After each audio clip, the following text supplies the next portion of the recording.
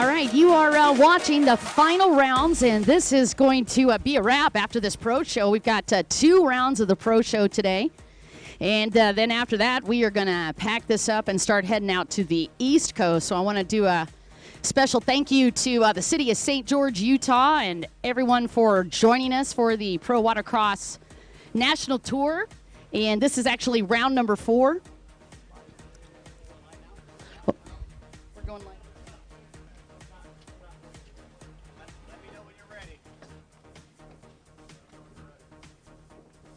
And by the way, we're going to, if we sound kind of odd, because we're about to just kick off the live stream, so we'll be addressing everybody on the live stream, and then we'll come back to the audience right here in St. George, and we will kick off this awesome show.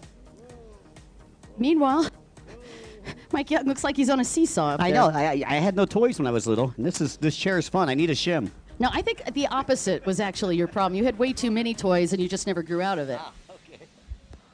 There we go. There we go. Hey, thanks for, are we live? 3. Rick, are you ready? Awesome. Okay, in 5, 4. 3, 2. All right, you guys, welcome to round number 4, St. George, Utah. This is our second day of racing, and oddly enough, it is on a Saturday, and man, we couldn't have picked better conditions, but it was a little different earlier this morning, Mike. Yeah, I'll tell you what, it's great to be here at the Red Desert Championship, round number 4, the Hidden Trails Sea-Doo Pro Watercross Tour, presented by Jetlift. Man, it got choppy, it got nasty overnight. Yesterday, it was 106 degrees, no wind whatsoever. This morning, we wake up, it's probably a 30-mile-an-hour wind coming from the opposite direction, white caps everywhere. But since this morning, conditions have changed again. Yeah, it certainly has. It was big. We had like 1.5, 2 feet waves out there. And I tell you what, that would have been the perfect break that Dustin Farthing needed, because they still do not have that GP boat ready. So he will be back out in Moto number 2 and Moto number 3 with that stock boat. And I think this morning he was pretty excited because those waves were definitely going to be an equalizer. It's kind of starting to change now. Yeah, you're obviously speaking of the Pro-Am Runabout GP class. Congratulations, Trey Frame from Hidden Trails Motorsports getting his first win yesterday. Yeah, talking about first wins, Toshi Ohara showing up on the national tour yesterday on that new Pro Force boat that Chris Hagas put together. And talk about putting together something. He went from second into the lead and never looked back. Congratulations to Toshi Ohara. And Sam Nemi continuing his winning ways in the Sport GP class, making all his friends back here at Team Mean Racing. They were all at the shop. They were texting me all night last night like, hey, man, go Sammy, tell Team Mean Racing, Sammy and David Cabrera that we're behind him. And speaking of Cabrera, he was a winner in the stock class. Yeah, and I tell you, when you talk about making friends, you've got to talk about Mark Gomez, who once again showed us how to do it in Pro Freestyle. That's kind of the recap from yesterday's events, but we got a lot more action coming at you on the Hidden Trails Sea-Doo Pro Watercross National Tour presented by Jetlift. Well, I'll tell you what, while we're waiting on our Pro-Am Runabout box stock class to get down to the line, let's go ahead and start with opening ceremonies. And at this point, I'd like to introduce Brian O'Rourke, a.k.a. our pit pastor from Team Faith Racing. As Brian, would you please bestow a blessing upon our event? Absolutely. Ladies and gentlemen, let's pray.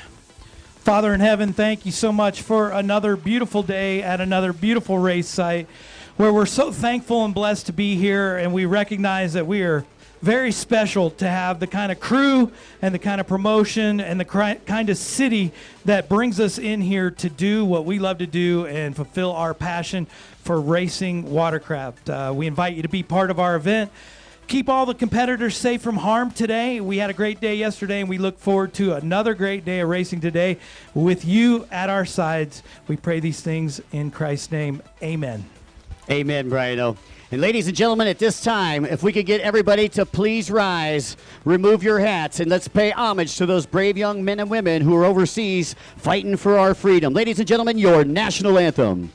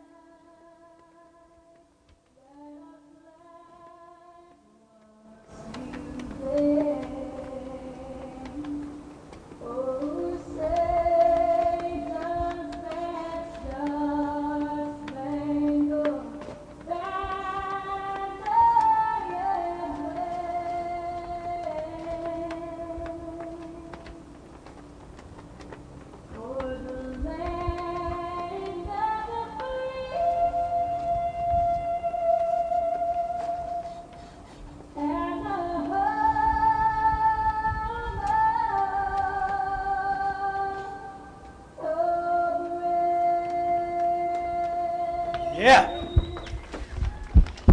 I tell you what doesn't get any better than that. Well, here we go, ladies and gentlemen. It is day number 2, and we've got moto number 2, the Pro-Am Runabout Box Stock, coming at you first. This is race number 8. Don Dawson, I'll tell you what, great race yesterday. Dustin Farthing, the king. Let everybody kind of go in front of him and was able to work his way through the pack and take that first place position. Yeah, and what a huge shout out to this guy. He's out of Rydell, Georgia, sponsored by Metal Roofing Manufacturing and Deems Team and Riva. It's boat number 8, the 8-ball, Jeff Dykowski. Great hole shots. And boat number 110 out of Bradenton, Florida. He took a third in moto number 1. Grabbed the hole shot yesterday, riding for Judge Motorsports, Jet Pilot, and Riva. The slugger, Troy Snyder. And out of Ackworth, Georgia, sponsored by Monster Energy, Sea-Doo, and Mountain Motorsports, it's the king, and Dustin Farthing on boat number 116. And rounding out your field out of Bellevue, Florida, riding for Hidden Trails Motorsports, the Sea-Doo X Team and Jet Trib. 148 is, or 149 rather, is Tim Ducat. And Billy Dearman out of Madison, Mississippi, with a bunch of engine trouble on Judge Motorsports. All right, here we go, ladies and gentlemen. And it looks like, once again, Farthing last out of the gate. And the slugger with a hole shot, right-hand side of the track. Yeah, it certainly looked good yesterday in this class. And the same thing happening in Reno. The question's going to be, can he hold on to it? The slugger dropping onto the front stretch. Meanwhile, massive battle on that inside. It was Farthing trying. Yeah, Dustin Farthing and Dykowski going side by side in the inside split. Going to be Ducat in second, Dykowski third. Dustin Farthing now going to get a broom out, see if he starts sweeping. Well, there we go. He, again, started in last place yesterday, was able to work his way through the pack, able to get in a couple folks' head. And you've seen Dykowski right there, just went to the inside. Farthing already advancing up into that third spot. Yeah, so now, as we talked about yesterday, Dustin Farthing going to start putting tow hooks on the rest of them. He's got Ducat in his sights. You're currently watching Pro-Am Runabout Box Stock on your live stream. Special thanks to Visit West Virginia and Samantha, a place that we're going to be visiting very shortly. That's right, Charleston, West Virginia. Here we come for the Pro Watercross National Tour Finals. That's going to be going on the 3rd weekend in August. And here we go down the front straightaway on board with the slugger, Troy Snyder. Yeah, and I tell you what, it looks like Troy Snyder got himself a hold of a bunch of Shark Energy drink. He's trying to open up the gap right now between himself and Tim Ducat. And I got to be thinking, Mike, that in his helmet, he's like, you know what, Ducat? Just hold Mr. Farthing off. I need a few more laps. Oh, yeah. Well, Ducat is definitely no slouch, you know. He's got the same type of Sea-Doo that Farthing has right behind him. And as they work down the back straightaway, you can actually tell Farthing actually stayed pretty even from Ducat. You know, it's pretty evenly matched boats there. This Pro Runabout Box Stock. We were just talking about that. It looks like Dustin Farthing actually stopped on that final part of the backstretch. Did he drop a lanyard? I don't know. It was weird. It actually coasted to a stop, so I don't know if that was actually something under the hood. Now, that could be big trouble because he's already got that GP boat with the hood off, and he was relying on that stock boat to come into the GP class, Mike. That could be a big uh-oh in the team. Wow. All right, so things that make you go, Troy Snyder still leading for your box stock class. You got Tim Ducat in second. Dykowski in third. And I'm taking a look out there, and I'm not sure. It doesn't look like they're trying to get that boat refired. Farthing may be coming in on the gaff, and definitely not the way he wants to come in this Pro-Am Runabout Box Stock class. Yeah, I'm just curious if he's going to try to wave him off until he can get it started. I can't tell from here if he is calling him over there to get him on a tow hook or not yet. So hopefully things will work out in the Mountain Motorsports trailer there, and he'll be able to come back out for the GP class. Meanwhile, look at Ducat coming from that inside split, trying to reel in Troy Snyder. Oh, yeah, Ducat. It's a battle of the old lion and the young tiger out there. You know, Ducat is hungry. This is his first year on the full national tour. I'm sure his dad, Rich, is watching in from Bellevue, Florida. Howdy, Rich, from all of us here on the Tower of Power. You were sounding like a Bruce Lee movie there with the crouching tiger, hidden dragon thing going on. All right, you're watching the live stream here for the Pro Watercross National Tour, and I'm sure Rick Ignacio is giving you a little peek at the vista, and I tell you, what a gorgeous view that we have had all weekend long here in gorgeous St. George, Utah. Oh, yeah, it's great to be at Bash here, the beach at Sand Hollow. Again, if you want to find out more, just go to visit stgeorge.com. And by the way, we've got that link up at prowatercross.com, so you could just go right there and find out more about how to visit this beautiful state. Meanwhile, speaking of beautiful, Pretty beautiful out here. Yeah, oh yeah. Hey, by the way, just so everybody knows the schedule here, if you're watching in on the Visit West Virginia live stream, this is obviously race number 8, Pro-Am Runabout Box Stock. We'll go to Pro-Am Ski Stock Moto 2, Sport GP, Pro-Am Runabout GP, Pro-Am Ski GP, and we were going to break for Freestyle, but we're actually not going to break for Freestyle now. We're going to go right back into Moto number 3 of the race that you're watching now, the Pro-Am Runabout Box Stock, then the Pro-Am Ski Stock, Sport GP, Pro-Am Runabout GP, Pro-Am Ski GP, and then the final event of the day, we're going to bring out Mark Gomez, who scared off all the pro freestylers. So if you're new to watching the stream or possibly new to watching Watercross, let me give you a little example of what you're watching right now. So if you see the riders coming up on a yellow buoy, that means that they are setting up to make a right-hand turn, jet ski language, if you will. Red buoys to these guys are going to indicate a red turn, or excuse me, a left turn. And if you are watching us, then you have got the pro guys on your camera right now, and those guys are going to be doing 12-minute motos plus a lap unless they're under 5 boats, and I think we've been making some adjustments on the amount of time that they're out there. They moved to a lap system. Right. We'll actually we'll let everybody know as far as what our race director decides. Ducat actually following Snyder on the outside. It looks like he's been able to make up a little bit of time, slid out just a little bit there on that third turn in the split. But here we go down the front straightaway, and you're seeing the courtesy flags right now. And I think the Slugger's licking his chops, looking for his first win here in the Pro-Am Runabout Box Stock class this season. Yeah, and I tell you what, look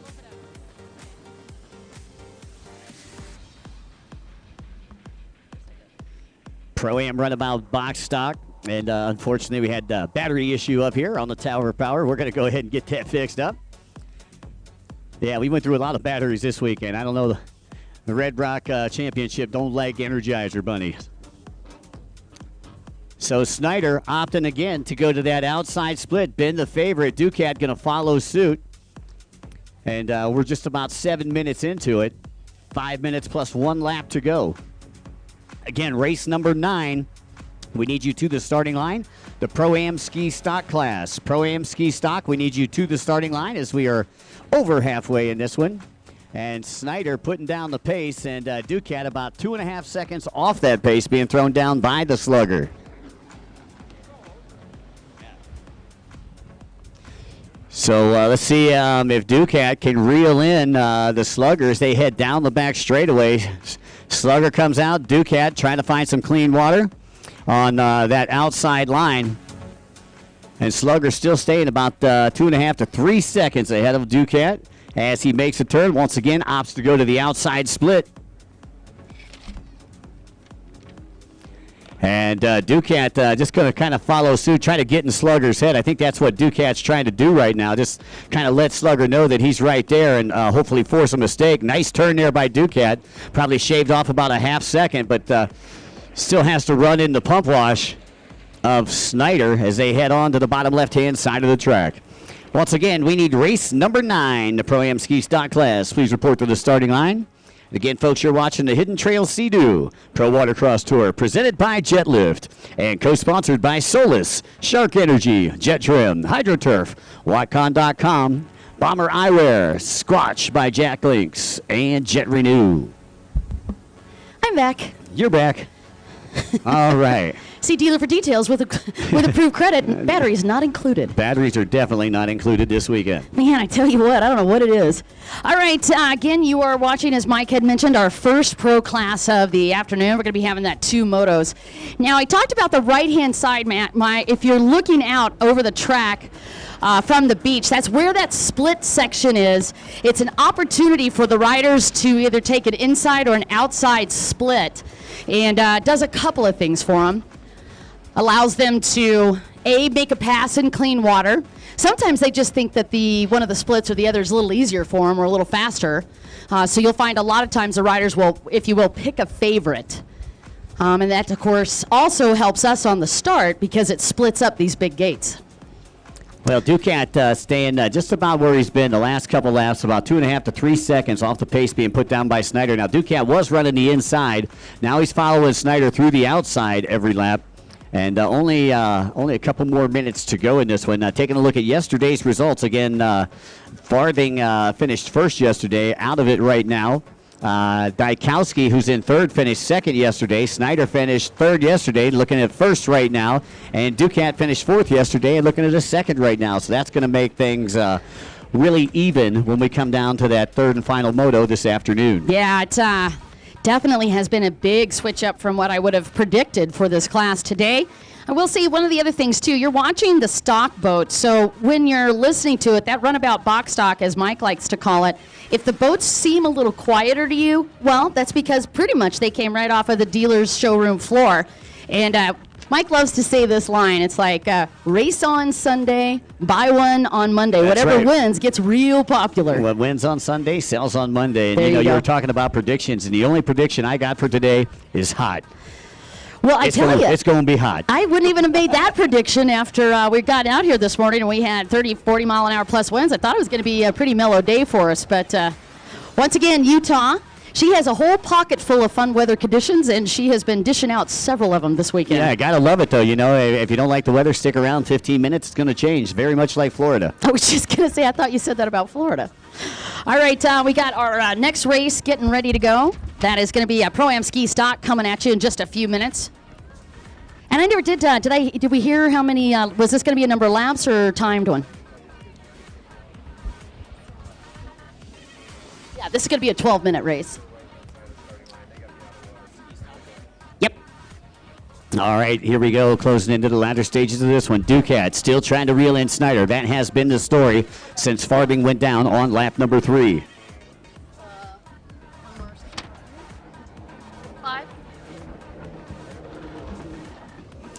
All right, 2 minutes. 2 minutes we're hearing from Robbie, our flagman down there on the tower.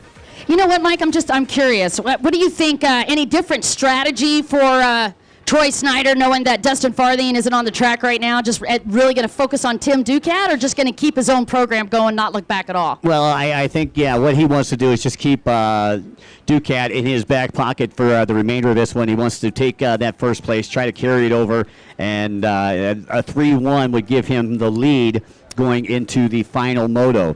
That would give him a 4. Dykowski would have a 5 going into the final moto, and Ducat would have a 6. Farthing would have an 8 going into that final moto. So Troy says, you know what, I just got to ride steady. I got to keep Ducat, behind me. And Snyder, a very smart rider, sometimes might fade a little bit toward the end, but you know what? His elbows get like 10 foot wide, as we used to say in motocross. He doesn't let anybody around him. He goes straight from buoy to buoy. He gives you no place to pass, and that's what's really good about Snyder and the way that he races. Yeah, and you know what? He's really the working man's man as well. This is a gentleman that when he goes back home to Brayton, Florida during the week, he actually works building homes. Yeah, owns Snyder Built Construction. Yeah, I've got a very successful business out not too terribly far from you down in Florida. Another Floridian. Yeah, part of the Bradenton bunch. The Brady. Almost sounded like the Brady Bunch the first time you said it. So it's really cool to have this guy come out. He's a gentleman that's done it on his own. It's been a long time racing. He said it was very fun to be a part of that since he was 15, 16 years old. So long time. He's definitely used to being at the top of the podium. White flag is out. Ducat about 2 seconds off the pace. He's closing in on Snyder. It's now or never for Ducat. Yeah, and I tell you, interesting that he put pressure on him, but he's had pressure on him the entire race, but now he's starting to get even more pressure. Exactly. Hey, and by the way, for those of you folks that are standing right behind the starting line, I see we got some kids over here on the right-hand side. You might want to make sure that you move over to the left-hand side just during the races here, just during the start of the race, and you can come right back to where you're at. But these skis will shoot pump wash out the back of their skis, and we don't want anybody to get injured. And again, it's for your safety as well as our insurance. All right, Tim Ducat goes to the inside. Did he get in Snyder's head? I don't know. We'll see. Snyder coming from the outside, carrying the momentum, and a nice turn for Snyder, and he's on the gas. Ducat making it close. Not enough, though, Mike. Yeah, Troy Snyder. How about it for the Slugger getting his first moto win here in this Pro-Am Runabout box stock class, and you can tell Ducat is reacting. Visibly upset. Yeah, a little bit upset, mostly at himself. I think he really wanted to try to get that final turn on him and make the pass. Meanwhile, Ducat second.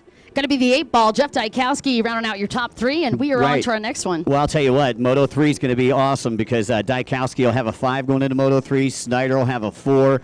Farthing will have an 8. Ducat will have a 6. Ooh. Oh, yeah, exactly. Ooh. Nobody's going to be feeling comfortable on that one. All right, we are switching hulls. We're going to be moving to Pro-Am Ski Stock. And down on the line out of Clearwater, Florida, he's sponsored by Riva Racing, HydroTurf, Ross Products, and Team Scream. It is boat number 22, Gage Schoenher, with a 4th place moto finish on yesterday's first motos. Out of Liberty Lake, Washington, he's sponsored by Commander. It's boat number 24, Derek Helm, who had a 2nd place finish yesterday. Out of Miramar, Florida, sponsored by Broward Motorsports, TMR, WSR, Exotic Signs, Hamilton, Weber, and Jet Tribe. The gentleman that won the moto yesterday, Speedy Cabrera on boat 51. Out of Las Vegas, Nevada, with a 3rd place finish yesterday and running as a privateer this year, boat number 88, Rob the Flo Flores. Rounding out your field, Mark Gomez out of Fullerton, California. I don't see Flores on there either. Out of Mystic Lubricants, he's sponsored by HydroTurf, Jet Pilot, DASA, Richter, Jet Renew, KMG Racing, TC Free Ride, Liquid Militia, Scat Track, and Works. And I wonder why Mr. Flores decided to chill out on moto number 2. Not quite sure. Not quite sure. We'll try to get our ear to the ground, find out what's going on in the pits. I do know that he had a lot of fans yesterday texting us, talking about watching him in the stock and in the GP class. Yeah, Heavy B said what we need to do is take a coat hanger, bring it up, put a burrito over the front of his helmet, and he'd be doing a lot better.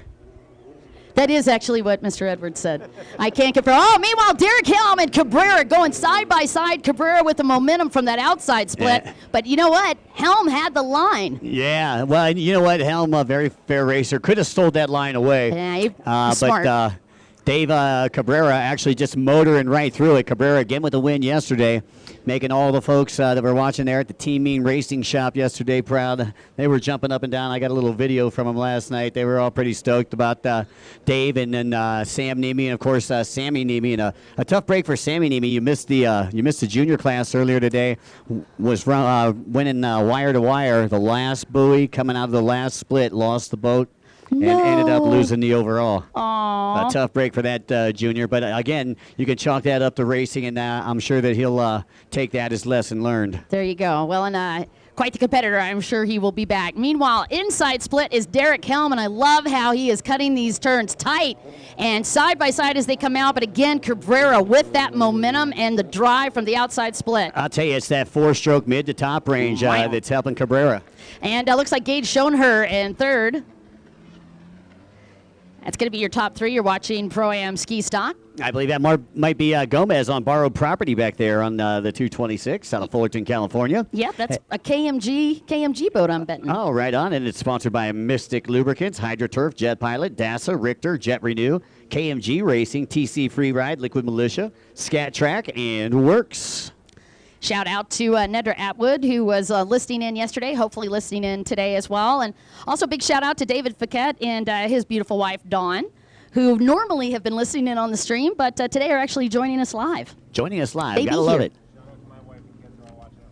Oh, that Carson said. A shout out to Jody. Jody and the kids. They're watching right now as well. I know she had to stay up late last night. She able to watch hopefully the whole stream last night while she was in bed all tucked in. Ah, there you go. All right, And meanwhile once on the again, track. Cabrera once again still remains about 2 seconds ahead of Derek Helm. And again, yesterday, taking a look at yesterday's results, Derek Helm with a 2nd place finish yesterday, Cabrera 1st, and it was Flores in 3rd. And again, just surprised not to see Flores out here in this one. I tell you what, they are wanting to make this interesting racing. Derek Helm again 2nd yesterday. Currently running up in 2nd today and almost had the whole shot. That would have made these 2 guys even. Coming into the 3rd moto, regardless, it is going to be a very close one. You were watching the stock class. What do we have next, Mikey? We got the Sport GP, the first of 3 GP classes coming up next, and then we'll go right back into our Pro-Am Runabout box stock. We'll go to the top of the lineup, run those the 3rd and final motos of everything that you see in the Pro Show, and we're saving Pro Freestyle for the final event of the day. Look at you. See how you are? Saving the best for last? Almost best for last? That's it. I can't say that because it's all awesome. Yeah, exactly. Pro-Am Ski GP, I'll tell you what, I'm already excited for that. 14 riders are going to be down online, and everybody's fast. You know, it's interesting on the stock boats. Again, it's just the minor things in each one of these turns that makes a big difference because the boats are pretty darn equal when you look at what's underneath the hood and how the boats handle. I'd say the Hydrospace, that 4-stroke, probably got a smidge of an edge, particularly when you get just a little bit of choppy water. But right now, Derek Helm continuing to keep the pressure on the Broward Motorsports rider, Speedy Cabrera. And here comes Speedy, again being pressured by Helm. Helm, once again, opting to go to the inside, Cabrera to the outside. And we'll see if Dave can hold it together. I know that he's got to be able to feel the heat being put on by Helm right there out of Liberty Lake, Washington.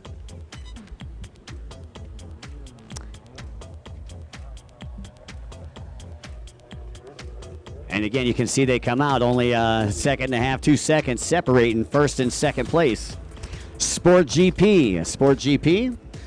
You guys can start coming down to the starting line. Once again, Sport GP. Please start working your way down to the starting line. Thank you. Want to say a special thanks to our sponsors, to include Shark Energy Drink. Without these great sponsors, we wouldn't be able to come out and play in gorgeous locations just like this. Also want to say a big thanks to St. George, Utah for hosting round number 4. If you'd like to find out more about what to do and see in St. George, Utah, just go to prowatercross.com. We've got their link right up posted there, and you can find out anything you want to know. And Dawn, you know a little bit about Jet Renew, the official cleaner of the Pro Watercross Tour. We'll talk a little bit about Jet Renew. Yeah, I love Nanette and all those guys. I tell you, the great thing about this product is it was designed and innovated by racers. And built for racers. So when they put it together, they were really truly thinking about what line of products do you need from start to finish on a boat. A big issue whenever you've got personal watercraft is the after effects, right, of out there playing in the lakes. And a lot of times you get pretty nasty spots, water spots. And I'd say that was one of the best products out there on the market today is that Jet Renew product, and it's able just to get the spots off really effortlessly. But they're also eco-friendly, which I also find to be, of a huge value to us because we want to take care of our environment. It's a great line of products. Go and check them out, really from start to finish, all the way up to the wax and polish on the end. I mean, it's a good line, and those guys do a great job. So I like to hear it. Everybody's going green. Everybody's going green. And speaking of everybody going green, it looks like we're just about ready to go white here momentarily. I seen there was less than 2 minutes at last lap around. It may have expired as I can see Robbie with the white flag in his hand. We'll see if he throws it this time or not, but hasn't been any lead changes.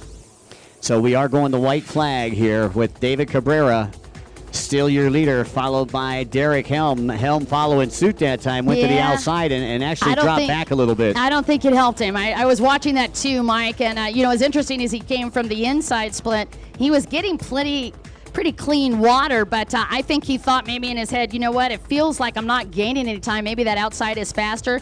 He had to take the gambit. Unfortunately, it worked against him. He's back at probably about 10 seconds behind Cabrera now, and that's not the good place to be on this final lap. And I'll tell you what, some days you're the pigeon, some days you're the statue. Yeah, but here's the thing. I mean, we never know what's going to happen. Even though this is the final, you got to keep that boat together. Cabrera just moving in off that back stretch. Let's see what happens. Takes the outside again.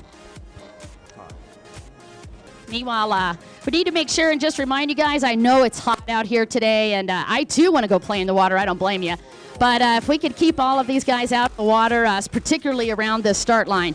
Mike, as we come onto that front stretch, it's all about Team BMS and David Cabrera taking the win. Broward Motorsports, Team Main Racing rider, David Cabrera will take the win, followed by Liberty Lake, Washington's Derek Helm, and Clearwater's Gage Schoenher on the double deuce will round out your top 3.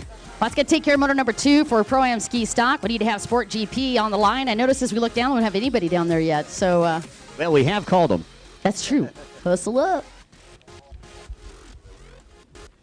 All right, so once again, or actually our Sport GP class, I can see Kelly Smith working his way in. Man, what a crazy story this guy had this weekend.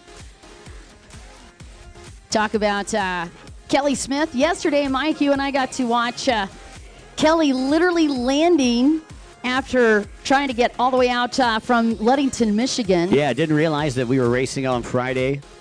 And fortunately for him, the Sport GP class was the last race of the evening yesterday, actually, because we didn't start the pro show till 5 at night. It's kind of like a happy hour pro show, if you will.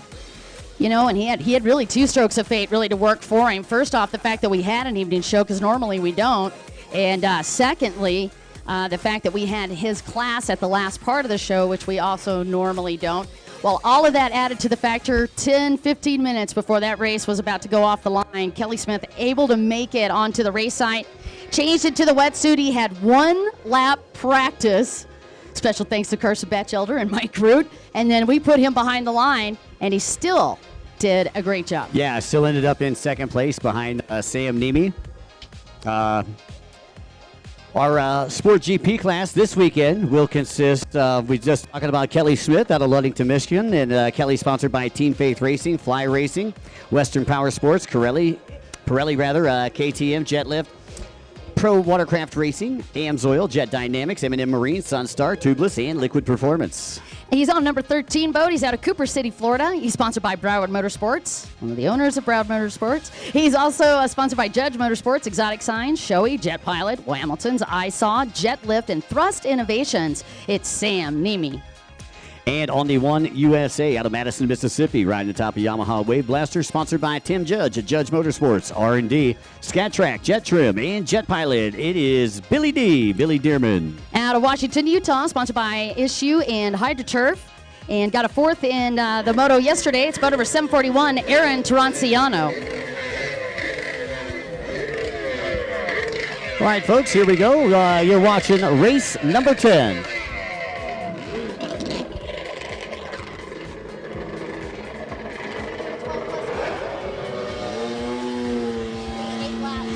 Eight laps here in this one, as they're under 5 riders.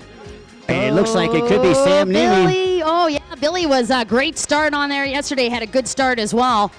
Going to be Sam Nemi all about that whole shot coming into that big sweeper turn. Right-hand track this year, again. Yeah, exactly. This is, I believe, our second right-hand track of the season. Normally, these guys get like 1 or 2 the whole season. We're only halfway through, and these guys have seen 2 of them already. So hopefully there ain't no Zoolanders out there. All right, Nemi gets the call for the whole shot on that front stretch. It's going to be Billy Dearman in second place, Kelly Smith in third. And by the way, your leader out there, Sam Nemi, on a Whammer jet. Hamilton Texiera, very specialized hull that fit inside the sports specs. Big shout out to Hamilton Texiera, probably listening in from South Florida. We miss you, Whammer. Wish you were here on tour with us. Oh, we certainly do. By the way, he's been a freestyle judge several times over the years at the World. It's always great to get a chance to catch up with him. But what he's truly known for is building some awesome hulls. Yeah, building freestyle boats. And, you know, not a lot of folks know, but Whammer used to race for many years, too. Was a novice and an expert champion down in Region 7, which used to be one of the toughest regions in the USA. Oh, really? You're going to throw that out there? Statistics speak for themselves. I don't know. I would have said Region 1, Region 2, and Region 8. The 8 balls were pretty wicked as well. Oh, and Region 6, how could I forget? We got everybody shouting up to us, hey, man, what about us? That is awesome. Carson's already, he's like, I'm not taking that smack talk. I'm coming back on that one. I think it'd be interesting, too, because all the regions are so proud, right, of all the racers that they've had in the past over the years. So as soon as you start talking regions, man, you're putting a red flag out. Hey, whatever region you're from, it's the best region. Now that is a true story. Okay, in that case, Region 4. Booyah. We're small, but we're mighty. There you go. Sam Nemi, your leader from Region 7. I'm sorry. Did I just say that? Did you really have to throw that back? Sam Nemi, looking to go 1-1. Again, this is only their second or third moto. We'll get to see these guys again this afternoon. Don't think this is over. Billy Dearman in second place from Region 7. Really? You're just going to keep throwing that out there? Fine. Kelly Smith from Michigan, and that would be 6. Region 6. I'll let Carson say what region. Region 6. There we go. You. And Taranciano from Bountiful, Utah. Region 4. Region 4. Okay, Bam. well, we're all represented up here on the tower by riders out there on the water. So us armchair quarterbacks can thank our riders. That's right. We're not at all territorial here. Oh, that's hilarious. Well, I really do appreciate you guys joining us on the live stream. I got to do a big shout out to Visit West Virginia, because if it wasn't for Samantha and the great guys at Visit West Virginia, we wouldn't be able to have a live stream. So we can't thank you enough for doing that for us. Yeah, by the way, Samantha, if you're listening in, we sure do miss you. And we will see you in Charleston, West Virginia. And we'll also see you at the Connect Sports Conference and the Teams Conference this year. Name dropper.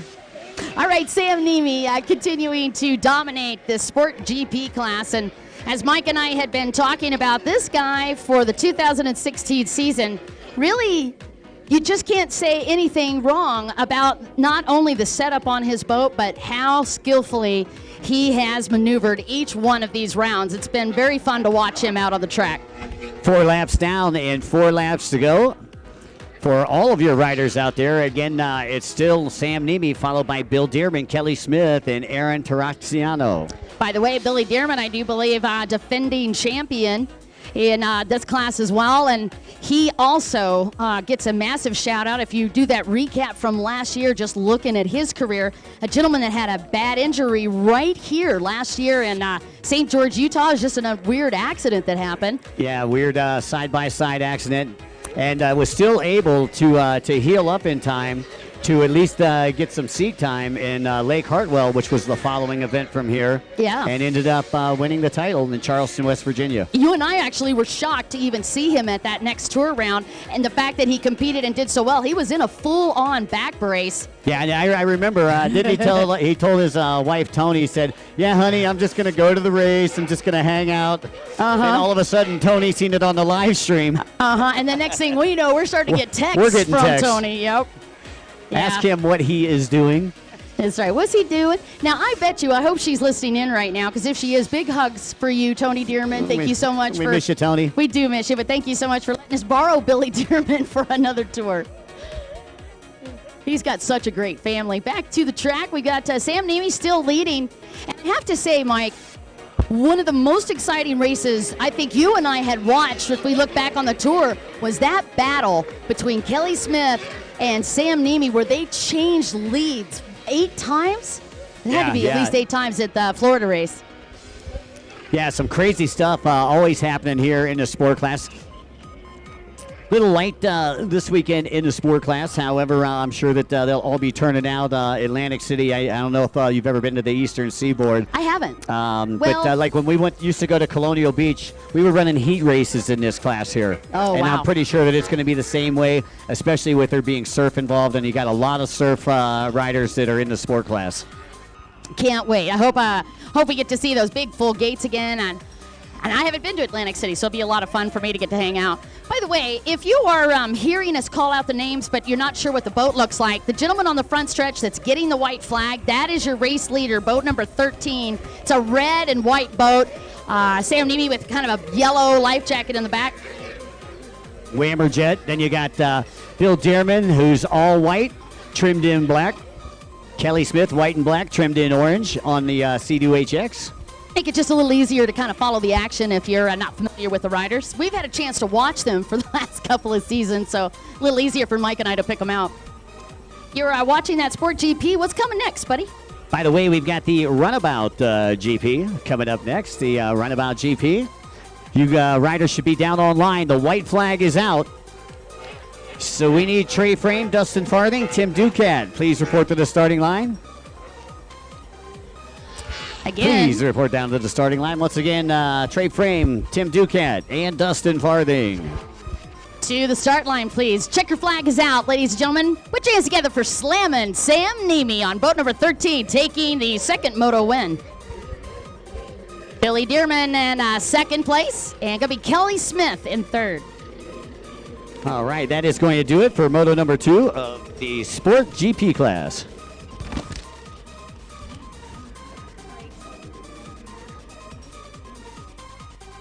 And our next class coming at you, that Pro-Am Runabout GP, just to let you know, it's going to be 8 laps for the second moto. Man, what a cool race yesterday out of Charleston, West Virginia. He is sponsored by Hidden Trails Motorsports, Black Star, DEI, Jet Tribe, Riva, and Engine Tech Superchargers. It is boat number 21, Trey Frame, and he is also the gentleman that took the win yesterday. So a big shout out for Hidden Trails Motorsports. I see his superstar crew coming down there to help hold.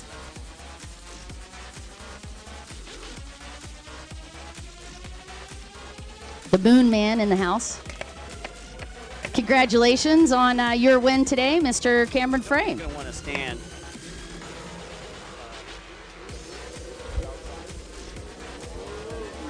I was just telling him congratulations on winning today again. Great job for you. And then, of course, we threw out your new nickname.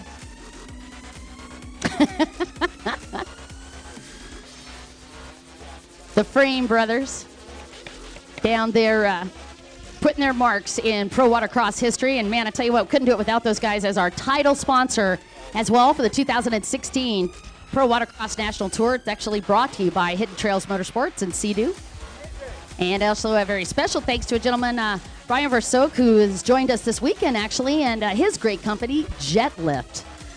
Also down on the line, he's sponsored by Monster Energy, Sea-Doo Mountain Motorsports. Got a second in yesterday's moto, the first second of this season in the Pro Runabout GP class. That's boat number 116, Dustin Farthing. Rounding out your field out of Bellevue, Florida. Taking a third yesterday, riding for Hidden Trails Motorsports, Sea-Doo X Team, and Jet Trim 149, Tim Ducat. We just seen Ducat not too long ago in that Pro-Am Runabout box stock class take a second place to Snyder. So he's going to try to carry a little momentum into this Pro-Am Runabout GP class. And I originally was looking down because here's the update on what's going on in the Mountain Motorsports tent. If you look back to yesterday, he was warming up that GP boat, Mike, and sounded like a valve went on him. Brought that back in. He said, that's no worries. We'll run the stock boat. Got a second yesterday, a stock boat. Almost got the whole shot on that stock boat. And then today, more to the story, was in the stock class. And then suddenly that stock boat went down. Still don't see him on the line, but I did notice he just got dumped off the trailer, so he is going to be able to make it back out here. I believe this is boat number 3 for Farthing this weekend. It's like 3 for 3, huh? He's kind of like you. He's been breaking toys. It's not bad as long as you have the warranty. And the extra toys there. Otherwise, you're looking to get on some borrowed property. That also sounding like that might be his stock boat. So we will get him down on the line, and then we'll take off with the GPs.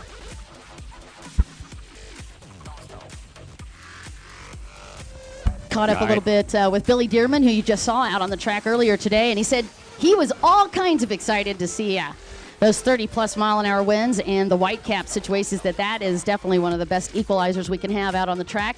Unfortunately, the weather shifted yet again, and we are back down to some pretty calm water out there. Or I guess it could be fortunate if you like flat water. Mike and I kind of like to see the rough water and surf because we like to see all the quick changes. Yeah, kind of adds, makes it somewhat of an equalizer. This race right here going to be 8 laps, folks. 8 laps instead of 12 plus 1, as we have less than 5 riders out there. Hey, by the way, Eric Gabriel, before you take off, please stop up here and see me. Thank you. And Farthing. Trying to do a little pushing. Side by side. Uh-oh, did you hear that? I think somebody got somebody's chocolate and somebody's peanut butter. Might have been a little bouncing. All right, so it's going to be Trey Frame by the hair on his chin with that hole shot. They were actually side by side on the sweeper. I didn't even see Dustin. They were so close together on that. Going to be Dustin on the inside split, Mike.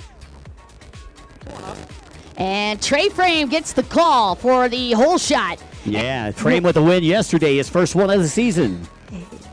And Dustin second, Ducat in third. You're watching Pro Runabout GP on the live stream, brought to you by Visit West Virginia. Also, a special shout out to Shark Energy.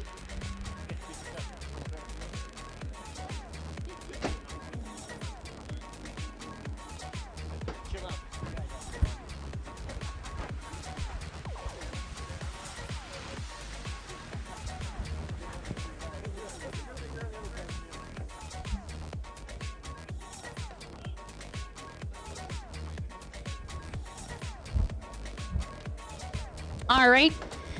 Next lap down on this 8-lap race, second moto for Pro-Am Runabout GP. It's Trey Frame, gentleman that is part of the Hidden Trails Motorsports crew. A little background on Trey, just started racing when he was 14 years old, and his actual first part of his watercross career involved a stand-up. Didn't take too long for him to fall in love with the runabouts and made that a part of their program in the racing. Now he got his little brother addicted to racing as well, so not going to be unusual for us to be talking about Trey and Cameron Frame when we got these guys out on the racetrack. And it seems like Trey wanting to get some number ones under his belt, too. He's like, you know what, Cam, if you got some, I want some. This is going to be his second moto and a second opportunity for it. Ain't no fair. Older brother gets everything. That's right. Farthing still in that second place position. But we seen Farthing yesterday actually able to get in some of the riders' head, at least in the box stock class, as he worked his way through the pack. And I noticed he was always going to the inside and letting that rider know that was coming from the outside, hey, I'm right here. Yeah. And I'm not going anywhere. I know, I kind of threw my hands up on that one a little bit, too, because I'm like, you know, of all the people that you would not want to have behind you, I could name 5 riders, and Dustin would be right at the top of that list just because of the rider skill. Gentleman's been riding also since he was a young teenager, 12 or 13, 14 years old when he first started racing. Trey Frame, your leader out there out of Charleston, West Virginia. His brother Cam taking a win in the Runabout normally aspirated class. And Trey, as you was pointing out yesterday, has his hand involved in many businesses, not just the Hidden Trails motorsports business, but Trey, multifaceted. Wow, that's a big word for you. 4 syllables, baby. I've been studying. That I almost didn't have anything to say behind that. He's actually a contractor. He's got an electric company as well. I haven't been studying enough because that was 5 syllables. Well, the cameraman had to correct Thank you, Rodney. Oh, that hurts. All right, opening up the gap a little bit now. It's Trey Frame with about a 20-second lead. Dustin Farthing still doing good, running a stock boat. It's almost like bringing a knife to a gunfight. And talking to Bo Dupree a little bit earlier, and Bo was definitely giving props to Trey. Said, man, they got a great program, and those boats are running very fast. They knew they had some tough competition today. You know, Tim Ducat also running a bone stock Sea-Doo out there. Yeah, and Tim also a part of that Hidden Trails group. Yeah, bought his boat at Hidden Trails, sponsored by Trey and Cameron, and anybody on the Pro Watercross Tour can get great deals on boats, side-by-sides, totes, anything personal watercraft that you might need for your personal watercraft racing on the Pro Watercross Tour. They help you out. They give you a great deal at Hidden Trails Motorsports. Hey, by the way, you guys are only 8 laps on this, so if you're in the Pro-Am Ski GP class, you need to start making your way down here. Pro-Am Ski GP, here's your call. Again, we've only got 8 laps on this race, so you're going to need to get down here and get in staging. Again, Pro-Am Ski, need to have you on the line. Pro-Am Ski GP, and then from Pro-Am Ski GP, we'll go right back to Pro-Am Runabout box stock, top of the order. There you go. Easy peasy, lemon squeezy. All this great action, by the way, brought to you by our official impeller for the 2016 National Tour, and that would be Solus. Little props for a good prop. Exactly, props for a prop. All right, again, Trey Frame got it dialed in as the white flag comes out. And, man, he has got to be shouting underneath that helmet right now. And the Frame brothers down there going, bro, just be focused. Don't get crazy. All right, final lap for Trey Frame, Dustin Farthing, and Ducat as we get ready for our showdown in Pro-Am Ski GP, and that is going to be coming at you next on the live stream. All right, Cam Frame looking to go 2 for 2 so far this weekend at the Red Rock Desert Championship. All right, Frame taking that outside split. He dinged off of that final merge buoy. And like I said, you just got to focus, and this is the other part of the race that I've always thought is very challenging because it's very easy for you to get in your head and go, oh, I've only got one more lap to go. No problem, though, for Mr. Frame taking the win. Pro-Am Runabout GP. Great job there by Frame. Farthing coming through in second, and it looks like Ducat going to round out your top 3. And Don, you were just talking about sponsors, and you know, if you really want to take care of all of our sponsors, you could do this right here. You could go to Hidden Trails Motorsports. You could buy yourself a Sea-Doo, then pick up yourself a Jet Lift tote to put the Sea-Doo on. Make sure you put some Shark Energy in the glove box, and you could look real cool with some jet trim mats and pads. Then put a Solus impeller on it to make it go fast, some HydroTurf stickers to make it look cool. You can clean it up with some Jet Renew, and make sure that you've got your bomber eyewear on, and for a snack you can throw some Squatch Jack Links in the glove box. Take care of all your sponsors. You are too cool. All right, Pro-Am Ski GP coming next. Pro-Am Ski GP should actually be down on the line, but Yeah.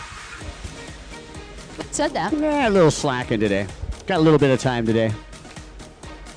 Hey, It's a by the little way, warm. for those of you folks that are right behind the starting line on the left-hand side, Oh, yeah. I'm just going to tell you now, look out for pump wash. I would not sit there during the start. Oh, they have to move. That's him, and I told them. Hey, Foxy. Hey, you guys, if you are behind the starting line over there on the left-hand side, a gentleman with the red shirt, and you've got the chairs there, I just want to alert you, you actually need to move. Unfortunately, we've got those skis coming up, and they're going to line up right in front of you, and they are going to take you out with that pump wash, and we don't want to get you hurt. So if we could have all you guys move over, that would be awesome.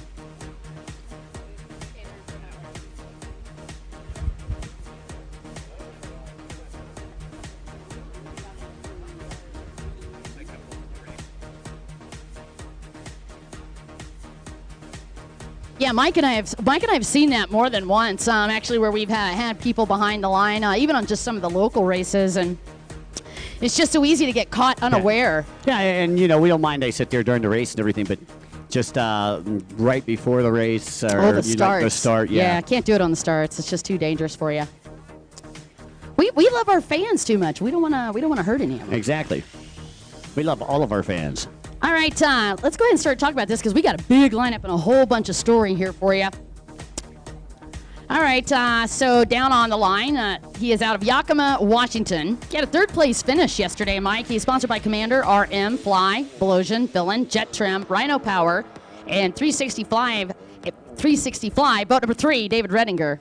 And out of Lake Havasu City, Arizona, riding atop a Bullet V2, riding for Bullet Racing, Quakey Sense, Maxima, Hot Products, and Scat Track. Number 17, the Beast, Aaron Gewicki. He hails originally from South Africa, most recently Arizona. He is sponsored by Rockstar Energy, Commander, and Burn Industries, boat number 1ZA, with a second-place finish yesterday, Dustin Matzuris. And out of Liberty Lake, Washington, riding for Commander Industries, boat number 24 is Derek Helm. And out of South Africa, he's his brother, actually, sponsored by Commander Industries, Burn, Rockstar, and K1. It is the 2ZA with a sixth-place finish yesterday, Tyron Matsuris. And out of Eudora, Kansas, riding for Judge Motorsports, boat number 34, Jeff Wright. And out of Miramar, Florida, sponsored by BMS, TMR, actually BMS being Broward Motorsports, WSR, Exotic Signs, Hamilton, Weber, and Jet Tribe, boat number 51, Speedy David Cabrera. And out of Las Vegas, Nevada, riding atop of Yamaha, boat number 88, it is Flo Rob Flores. Out of Sacramento, California, sponsored by Liquid Militia, Jet Lift, Gold Club SF, Fly, Scat Track, Riva, 1-800 Radiator, Jet Tribe, Shark Energy, Ultimate Watercraft, Slippery, Bullet, and Gasket Technology 149, the Z, Pete Zernick. And boat number 182, somewhat a hometown boy out of Bountiful, Utah, riding for Bullet, HydroTurf, Jet Tribe, Scat Track, Queen Racing, Jet Lift, KMG Racing, Mystic Lubricants, Hurricane Industries, Rhino Power, Shark Energy, and Oakley. It's B-Rock, Brock Austin. He hails from Ikehara, Japan. He, for the first time, has joined us on the national tour this year. He's sponsored by ProWatercraftRacing.com, KMG, Mystic, Shoei, Jet Trim, Jet Pilot, Ultra Motorsports, and Scat Track, with a first-time win yesterday in the first moto, boat number 220, Toshi Ohara. And from Flowery Branch, Georgia, riding for OptimaRacing.com, Riva, Blowsion, IPD Graphics, Jet Pilot, Trinity, 100% Goggles, and Judge Motorsports, it's the 913 of Jordan Carroll. He hails from Sparks, Nevada. He's sponsored by Commander Industries, Burn Industries, Fly Racing, and Liquid Militia, with a fifth-place finish yesterday, boat number 658, Ian Roberts. And rounding out your field on boat number 702 out of Gardnerville, Nevada, riding for Commander Industries, The Fam, and C4 Performance, it's Thomas Pagan. All right, a couple of quick things that are duly noted here. You've got Toshi Ohara on the pole position on the inside, but we have Brock Austin with the pole position on the outside, which lets me know we've got Dustin also wanting to be a part of that inside. Uh-oh, and Toshi with a little late start, Mike. Yeah, it looked like Tyron Matsuris with a real good start right there. We'll see how things shake out. Nothing but jet spray there in turn number 1.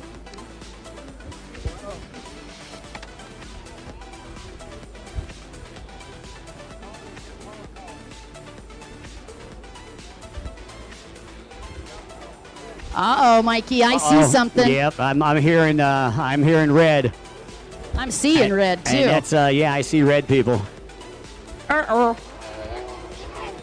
And a tough break for Redinger, who grabbed the whole shot from the outside. Oh, man.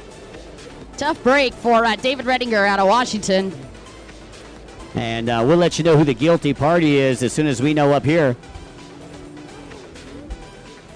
All we heard was red, red, red on a radio about 15 feet away from us.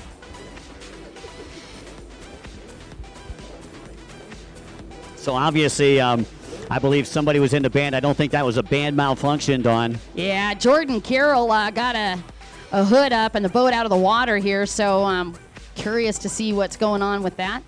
Now, did he grab a borrow boat yesterday? Is that? Yeah, he was actually on Dawson Newby's 316. Okay, looks like he's still having a few boat issues. Not what you want to do when you come to the line, yeah, especially when you got this kind of a field. So trying to fire that boat up right now. Boat had issues yesterday, man. I think that boat's got more issues than my ex-girlfriend. No, I don't think so. I'm just saying. I don't think so. That's why she's next. Okay.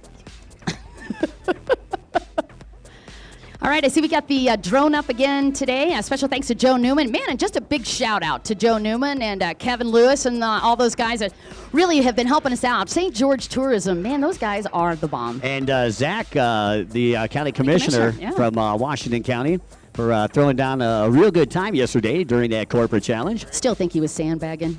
I'm just giving him a hard time. He was a really great guy. So cool to have the corporate challenge out here. Does anybody have a flathead screwdriver? They need one down on the line. Anybody got a flathead screwdriver? Hey, Jordan!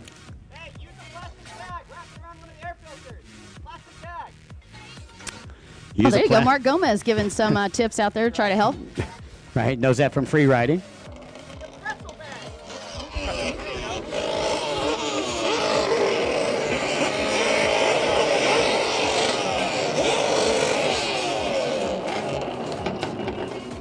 All right, so he's going to get that 2-minute hold. All right, looks like they got that boat fired up, and we are going right to it.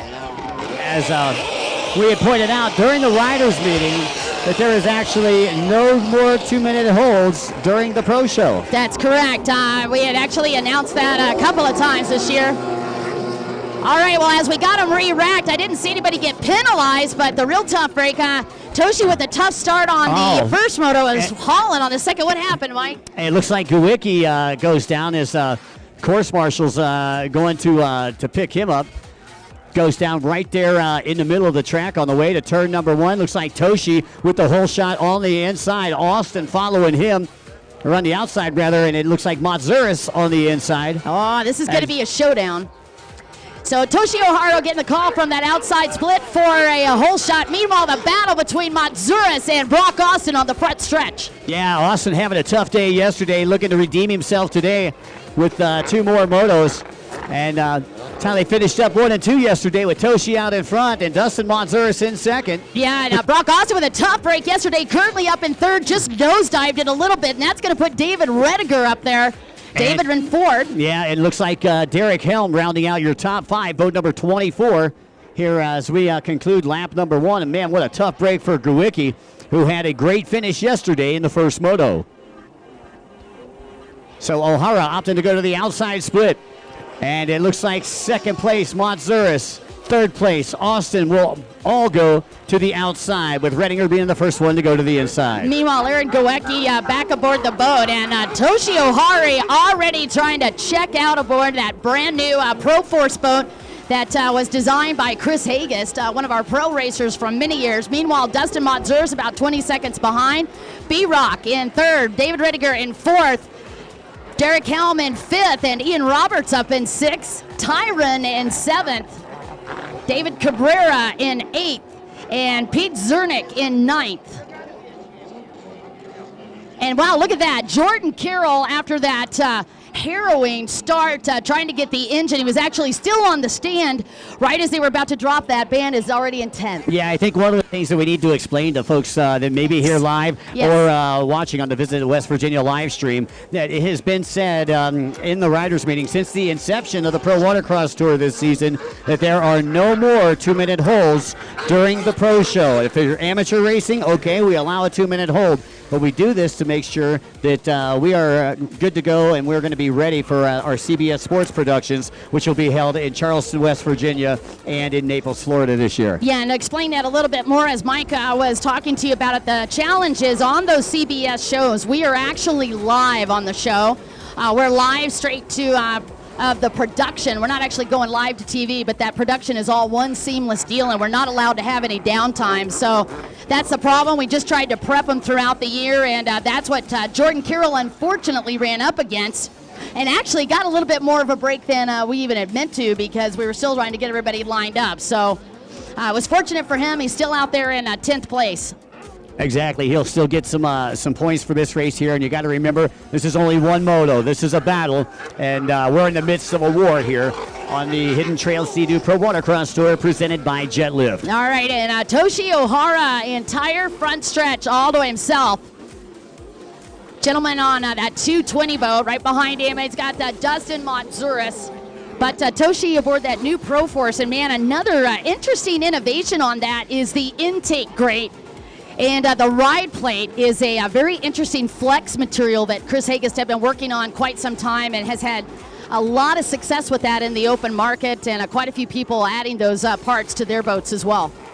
Now, Don, I believe this is actually the first round that we've seen one of the Pro Force boats here, and obviously they brought the right rider. Oh, yeah. Well, we watched Chris Hagest on that earlier, Chris, with a little bit of bad luck, but I got to tell you, Toshi Ohara came out with a thunderstorm yesterday. What a great job. Didn't even get the whole shot, turned it into a first place finish. And if you were watching for him on the track, he is number 220. He's got a red life jacket, and it looks like an orange, red, and black helmet. And the 220 boat looks like it's a white, red, and black boat. So he's over on the left-hand side of the track. That's your leader. Meanwhile, your second place rider's got a big number 1 on the side. It's a ZA underneath that, and that is Dustin Montzuris. And Dustin looks like a mad hornet out there. He's got black and yellow on the boat, and also black and yellow is what his wetsuit looks like. That's right, running black and yellow, black and yellow, black and yellow all day long. I'm going to sting you. All right, his brother also out there, been battling out in the points, and also another one of riding mates, and they're actually back-to-back, and that's Derek Helm and Tyron Montzuris. Yeah, Tyron taking the win last week in Reno, Nevada, but how a week changes things. Yeah, it certainly does. When you look back at that, it was Brock Austin with that third place finish last weekend, taking him up to the podium, and then yesterday had a really tough break on the start, ended up with an 8th place finish.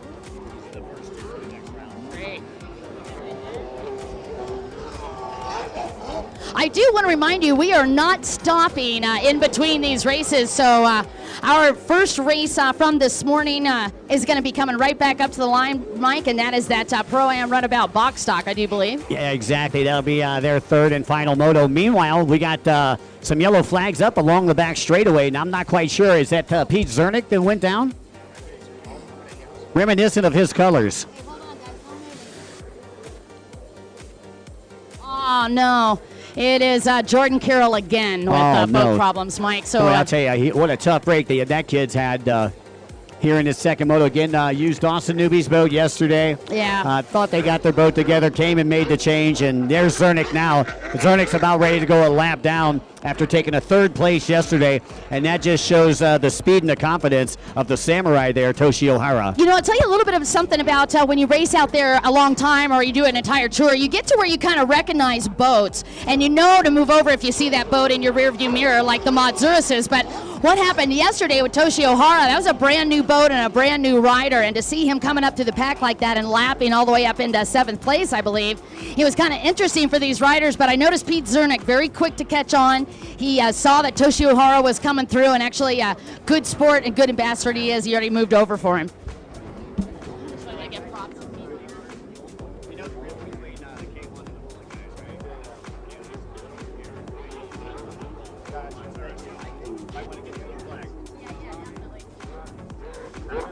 Yeah, speaking of that, Mr. Gawicki also about to go a lap down, and he may not be aware of it. Dustin Matzuris trying to come through, and he's going to sneak around, take that inside split. Yeah, he'll find much cleaner water there on the inside, as there was a couple back markers along the outside. Brock Austin trying to make up some time on the outside right now. And here comes Austin. Austin just may have done it. Oh, hello. He did. Brock Austin now able to get past Dustin Matzuris and advance into that second place. Oh, man, great break for B-Rock and the Austin team.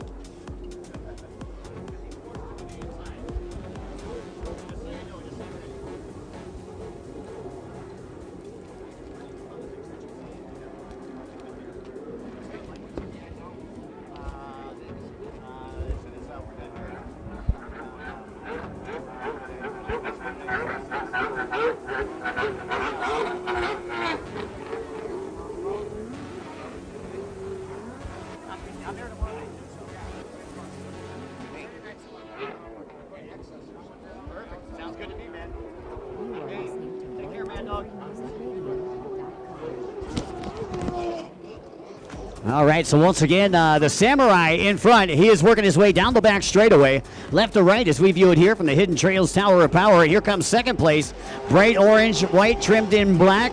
Brock Austin, a.k.a. B-Rock, with Matzuris on boat number 1 in the third spot. Boat number 3, Redinger in fourth. Wow. And I don't know, is that Cabrera that has moved up into the fifth spot? Yeah, Or Roberts? no, I think it's actually Roberts that's up in that fourth place spot. And then Derek Helm in fifth, Tyron Matzuris in sixth.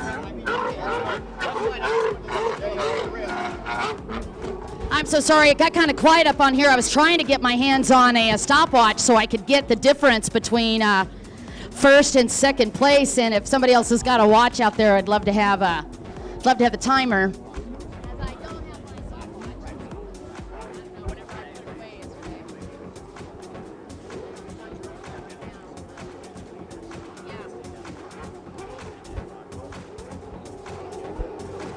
Holy flying pumpkin. Look at B-Rock on the gas right now, trying to see if he can get anywhere close to Toshi Ohara. Toshi, by the way, over a lap. Well, he's almost a half a lap ahead. Massive lead for the gentleman aboard that Pro Force boat. And as I was sitting here talking to some of my buddies yesterday, couldn't have picked better advertising for this weekend to have Chris Hagas show up with that Pro Force boat and then put one of the top riders in the world on it. Toshi Ohara out of Ikehara, Japan, actually flew all the way over here and has always wanted to be a part of the national tour. And Chris Hagas making it happen. And I got to say, this could be the dream team as we get ready for the World Championships this year. I would love to have this guy come down to Naples, Florida. I'm just throwing that out there. Again, you are watching Pro-Am Ski GP. This is the second moto, a repeat of yesterday. You had Toshi Ohara with the wins, Dustin Matzuris in second. And a 30-second lead is what Toshi Ohara is running with right now. Again, Dustin second. We had David Redinger third yesterday. And Pete Zernick on 149 up there in fourth yesterday. Hey, once again, we need the Pro-Am Runabout box stock. We need you to the starting line. Again, Pro-Am Runabout box stock. We need you to the starting line. Thank you. A 30-second lead. That is unheard of in Pro-Am Ski GP when you have got a field that is this packed with talent. Wow. Well, I'm anxious to see how he does against the runabout time. I'm going to just tell you, Carson and I were kind of talking about it this morning. This is one of those races I really wish Chris McCluggage had showed up too, because I think that could have just been a big battle. I like these dream team ideas, right, where you get a whole bunch of the top riders all together. Oh, yeah. B-Rock, who has just turned into some of the top talent. And here's a kid that just started racing in the junior classes because his dad was out there racing. Fell in love with the sport. Fully addicted now. You know, I had a chance to talk to B-Rock before racing began this weekend, and he was telling me now that he's actually building a drag race car as well. Oh, wow. All right, let's just count them back a little bit. Wait, actually, I'll wait till they get back on that front stretch, and we'll count out everybody and where they are on the positions. A special shout out to Kevin Lewis. Hey, how we doing, Kevin? Hey, we're doing great, guys. All right. Good to have St. George Tourism in the house. White flag is out. We got a rider down, top right-hand side of the track, around that outside split.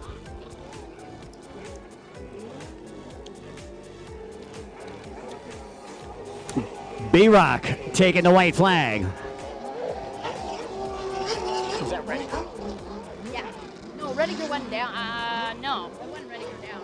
Matzuris still in the third place position. Out of Phoenix by way of South Africa. Oh my gosh, Mike! Toshi just missed a buoy. We just heard it on. On the radio. Well, hold on, and Toshi can't go pick it up because he's not on the outside. Oh man, he's also got a checkered flag. No. Same thing. Oh no. Same thing that happened to Sammy Niemi last buoy. Wow. Lost his boat. That is an absolute heartbreaker. Missing a buoy on the final lap as he came to that inside. And missed it on the inside split, so he had no opportunity to pick it up because he wasn't on the outside. And that's where the penalty buoy's located. That is. Yeah, he had to have lapped up to. I'm looking at third right here. Unofficially, that would give B-Rock the win. Oh my gosh, it would. So unofficial. I see Kerry Austin down there already starting to go ballistic, but unofficially, that would give B-Rock the win on this moto. That would give B-Rock the win, unofficially, yep. Yeah, it would. And then Justin Matzuris second. Wow. I mean, I got chills from that. That would put Rediger, I believe, in third, Roberts in fourth. I don't know. I just saw Roberts come through. Oh, no, so sorry. Rediger. So, yes, it would give Rediger third. Now, everything you hear from us is unofficial.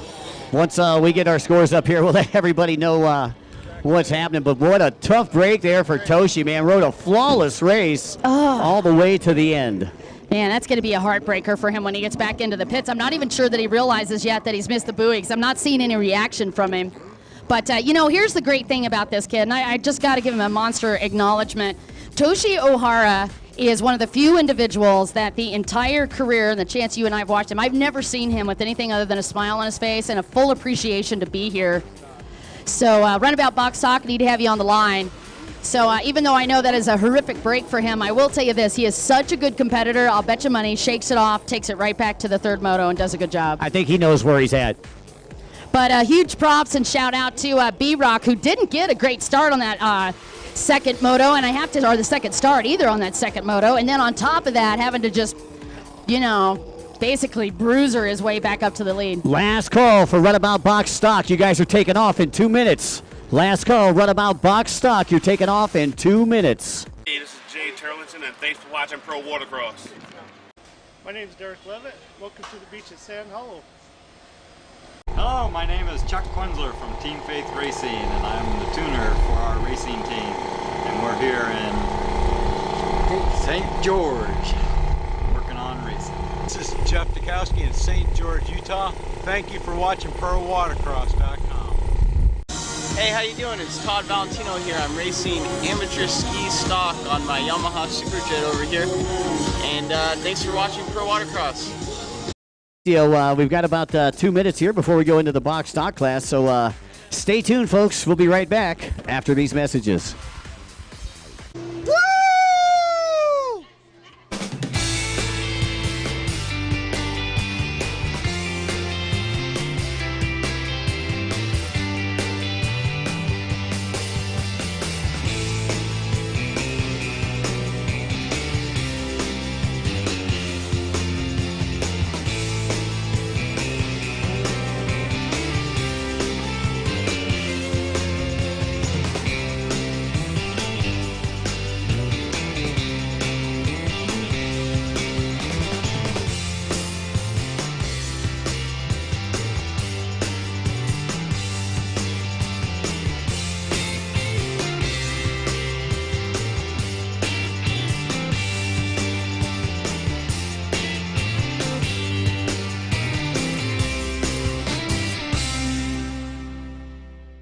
Are you ready?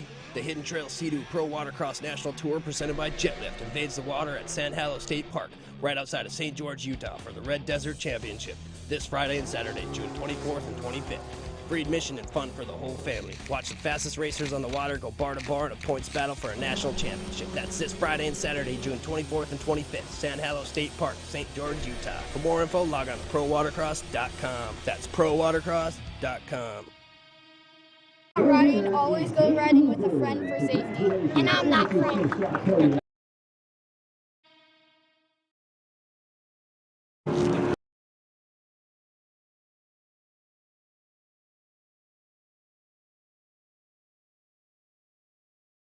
Hey, this is Jay Turlington, and thanks for watching Pro Watercross. My name is Derek Levitt. Welcome to the beach at Sand Hollow. Hello, my name is Chuck Quinzler from Team Faith Racing, and I'm the tuner for our racing team. And we're here in St. George, working on racing. This is Jeff Dukowski in St. George, Utah. Thank you for watching ProWatercross.com. Hello, my name is Talon Chambers, and I'm at the Pro Watercross race. Always remember to wear a helmet, life jacket, and back brace at all times when you're on the water. Hey, my name is Dominic and I'm at the Pro Watercross race. So that's a true fact, Talon. Because if you didn't wear a helmet, if you whacked yourself on maybe like your jet ski, you could have broke your head. But if you had a helmet on, you would have been safe. If you had a back brace on, you would have been safe. You wouldn't crack your back. And then you could ride again. You don't want that to happen. And Riva Motorsports, that's the slugger, Troy Snyder. Let's see. Out of Ackworth, Georgia. Is he here? Yes. No.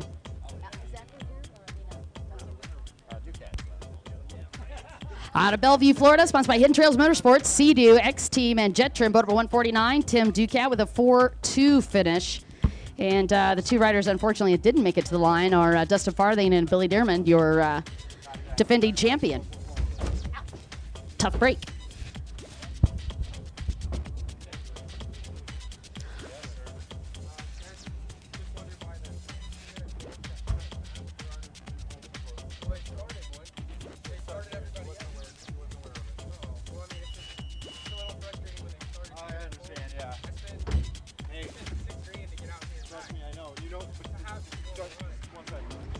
All right, here's our start for Pro at Runabout Box Stock. This is going to be our third and final moto. And looks like it was Dykowski. That's an opportunity at a whole shot, but I don't think it is, actually. I believe that's, I believe that's a slugger. Snyder. Troy Snyder, Dykowski on the 8-ball going to the inside. Tim Ducat following slugger on the outside split. All right, Dykowski from this inside split, but it's going to be all over Slugger, and Dykowski lost his boat. Almost taking out Tim Ducat. Actually didn't mean to, but went off of his boat from the inside. Boat was actually heading directly towards Tim Ducat. Turning to the left. Uh-oh, and it looked like Drake was a little cool there. Drake went for a little water sample. And trying to get Dykowski to hold on to that backboard and give him a ride over to his boat. Man.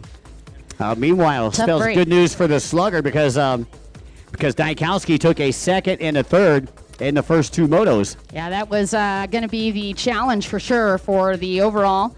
And right now you got Troy Snyder. He's actually taking a look like, what happened over here?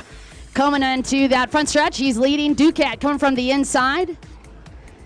Wow, what a game of attrition this has turned out to be. I'm telling you, the slugger, Troy Snyder, took a third in the first moto. Came back, was able to hold off the charges from Ducat after a Farthing broke down in the second moto. And now Snyder looking for his first win. And, it's been typical of Snyder when we come out west. He does much better. Last week, hitting the podium in Reno. This week, could stand on top of the podium. Kind of reminds me of Game of Thrones. It's like, how many houses can you take out? These guys are just wiping out teams left and right with attrition. So originally started with 6, down to 2. We got Dykowski back aboard. You got to imagine he's a little bit shook up after that. That was a pretty high-speed get-off. Okay, and this is going to be a 12-minute moto. So 12 plus 1. These guys opted out of the 8-lap, 5 and under. So the slugger, Troy Snyder, and I'll guarantee you, Tim Ducat was one of those that voted for 12+1 because, again, Tim Ducat, 32 years old. Troy Snyder, 44 years old. Well, and something else that we talked about on that last moto, as we saw the finish of it, you could tell Ducat visibly upset because he had come so close to running down Troy Snyder. So I could only imagine what's going on underneath the helmets out on the water. But Ducat on a mission for sure to see if he can get around Troy Snyder. Will that make a difference if he gets around him? Will he take the overall, Mike, with the points? Taking a look here at Ducat, if he did get around him, I'd give him a 4-2-1, give him a 7 overall. Snyder would have a 3-1-2, which would give him a 6. So either way, Snyder. Doesn't matter. Yeah, it wouldn't matter either way. What needs to happen for Tim Ducat is he needs Jeff Dykowski to get back up on that lead lap, or something crazy to happen to Troy's boat, or basically divine intervention. I see what you're saying. So at this point, it's all about destiny, but not anything you can control. Meanwhile, for Troy, all he's got to do is stay on the gas, keep going, count down the minutes. Hey, by the way, Moto number 3 of the Pro-Am Ski Stock, you're up next. Moto number 3 of the Pro-Am Ski Stock, you're up next. Jeff Dykowski with his wife watching on at home. I'd like to say hi to Mama Dykowski. Hi. Who's watching on from Raydale, Georgia. That's right. Jeff said that she was watching yesterday. How cool is that you could be across the country and still get the opportunity to watch your loved ones out here racing, especially doing such a good job. And man, I got to tell you, Jeff was all over the gas on that inside split. It was just unfortunate that something caught a rail and pitched him right off the boat. And then the boat going right into the main traffic lane on the front stretch. But nobody injured, nobody hurt, all is good.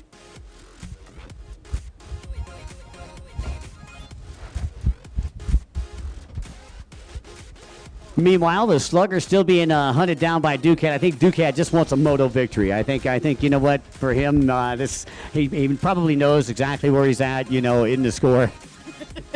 Hey, how you doing? Hey, I normally only seen this during rain. I didn't know we had umbrellas in the sunshine out here. Do you remember back in the day when we'd do all the big factory teams would come out on the national tour, on the hot water tour, and they'd come down to the line and they'd actually have an umbrella? An umbrella girl. Yeah, I just wanted you to get that feeling because you're special. Right, factory. By the way, special thanks to KMG Racing and Dawn. You're the best. We've got an umbrella thanks to you. She's over there waving at us. Hi. Thank you guys so much for letting us borrow the KMG umbrella. KMG Racing in the house in full effect this weekend and protecting your spectator-friendly announcers. Yeah, that's right. We're easily burned announcers, I think. Dykowski coming back through, and Slugger trying to turn this into a snoozer. But Ducat, like a bad rash, will not leave his side. Okay, that was just an awful visual, Mike. Stop it. All right. I'm not sure that Tim Ducat wants to be compared to a bad rash even. Although he is definitely nagging for sure on Troy Snyder to see if he can get in his head a little bit. Troy, no stranger. All right. Well, how about all over him like a cheap suit? There you go. Okay. I kind of like that one. I thought bad rash was good too. I was just giving you a hard time because I can. What's up, Rodney? You could come in under the hood, too. Rodney's like all jelly of our umbrella, man. Dude, Brody's down there going, umbrella? What? Umbrella what? Mary Pop, really? Hey, Did you just go there? It's tough being a key grip. They call that best boy. That's right. Hey, kick rocks, don't film them. Key grip? Not Kid Rock. Best boy. I like best boy. He is actually filming a rock. He's fascinated by our... we will have to promote him to best boy. By a little archaeologist in the making down there. Look at this black rock. It's so cool. I'm going to film it. I wonder if that's from the Paleozoic area or Mesozoic area. I wonder if there's like a dinosaur in that rock. All right, back out on the racing. Sorry, we got sidetracked. I want to say a special thanks to our TV crew for filming. They've been doing a great job. We've got a lot of good feedback from the TV shows. And I want to say a special thanks to Rodney and Joe and, of course, Brody, all the crew that's been doing that for us. past several weeks. Here we go. Ducat once again from that inside. He's getting closer. He definitely was trying to stuff a nose in, and if nothing else, like you said, he wanted to make sure that Troy Snyder knew he was still there. Hi, how you doing? That's it, showing him a keel. Uh-huh. Again, these guys are going 12+1, and I believe we're already over halfway. Hey, who's up next, Mikey? Glad you asked. Glad you asked. Pro-Am Ski Stock, race number 9. We need you to the starting line. Once again, Pro-Am Ski Stock, race number 9. We need you to the starting line.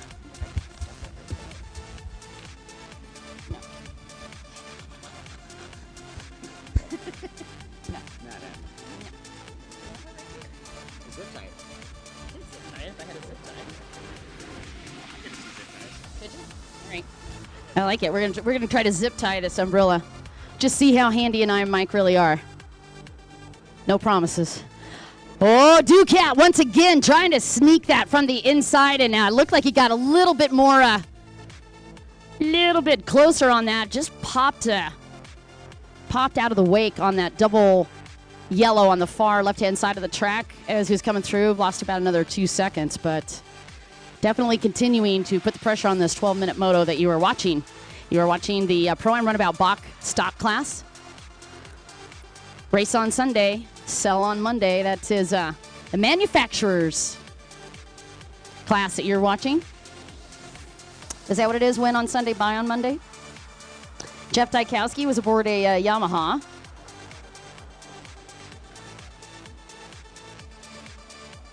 Ducat riding a Sea-Doo.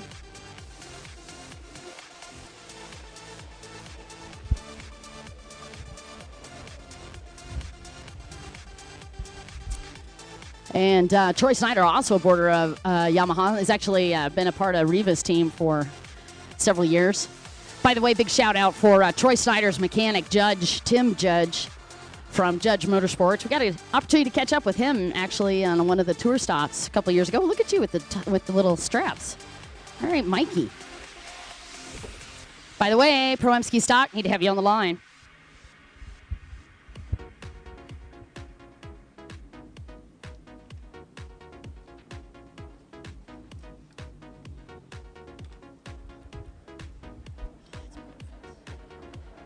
Look at you.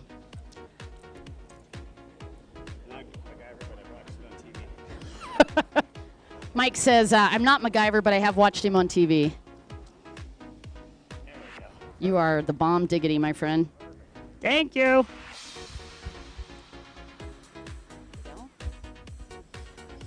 I'm actually going to come stand by you even. Come right here. Hang out with me. Okay, watching Pro-Am. This is a Pro-Am Runabout box stock. Again, we need Pro-Am ski stock down on the line. Final couple of laps for these guys.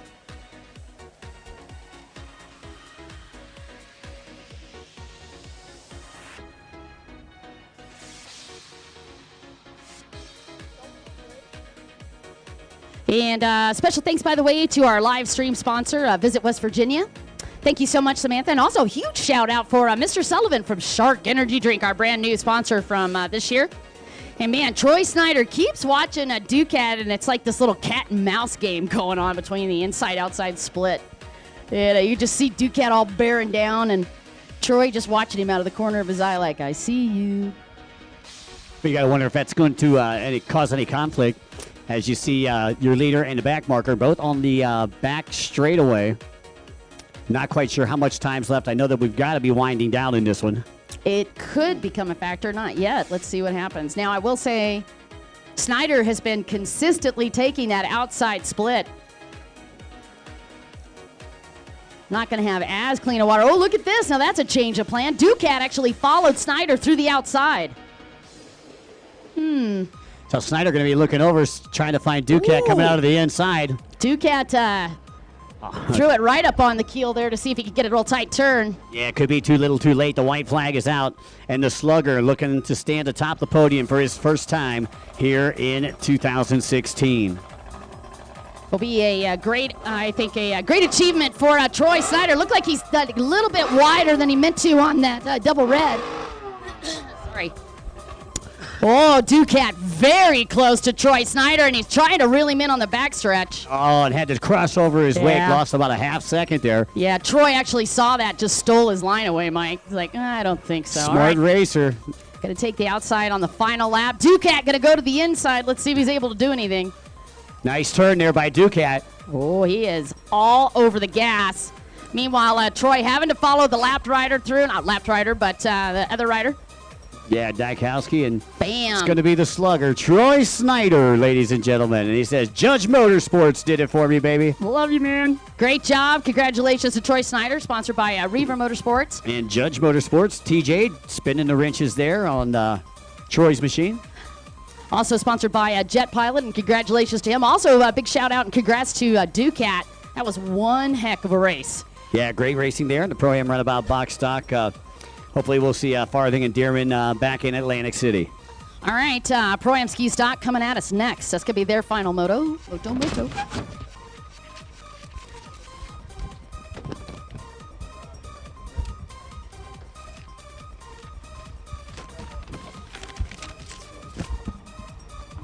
And here comes Jeff Dykowski. He'll round out the top three in our Pro-Am Runabout box stock. Coming up next, Pro-Am Ski Stock. And from what I understand, it is going to be 8 laps to glory.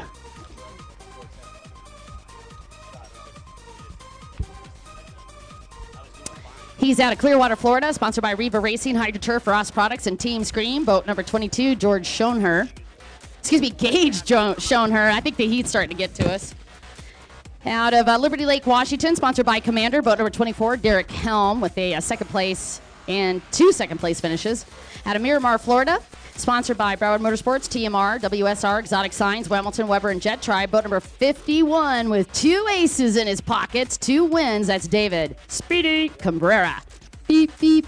Out of Las Vegas, Nevada, riding as a privateer, although I don't see him out here. That is boat number 88, Rob Flores. Rounding out your field out of Fullerton, California, sponsored by Mystic Lubricants, HydroTurf, Jet Pilot, DASA, Richter, Jet Renew, KMG, TC Freeride, Liquid Militia, Scat Track, and Works. It is boat number 226, Mark Gomez. Uh-oh. Red flag. SpaghettiOs.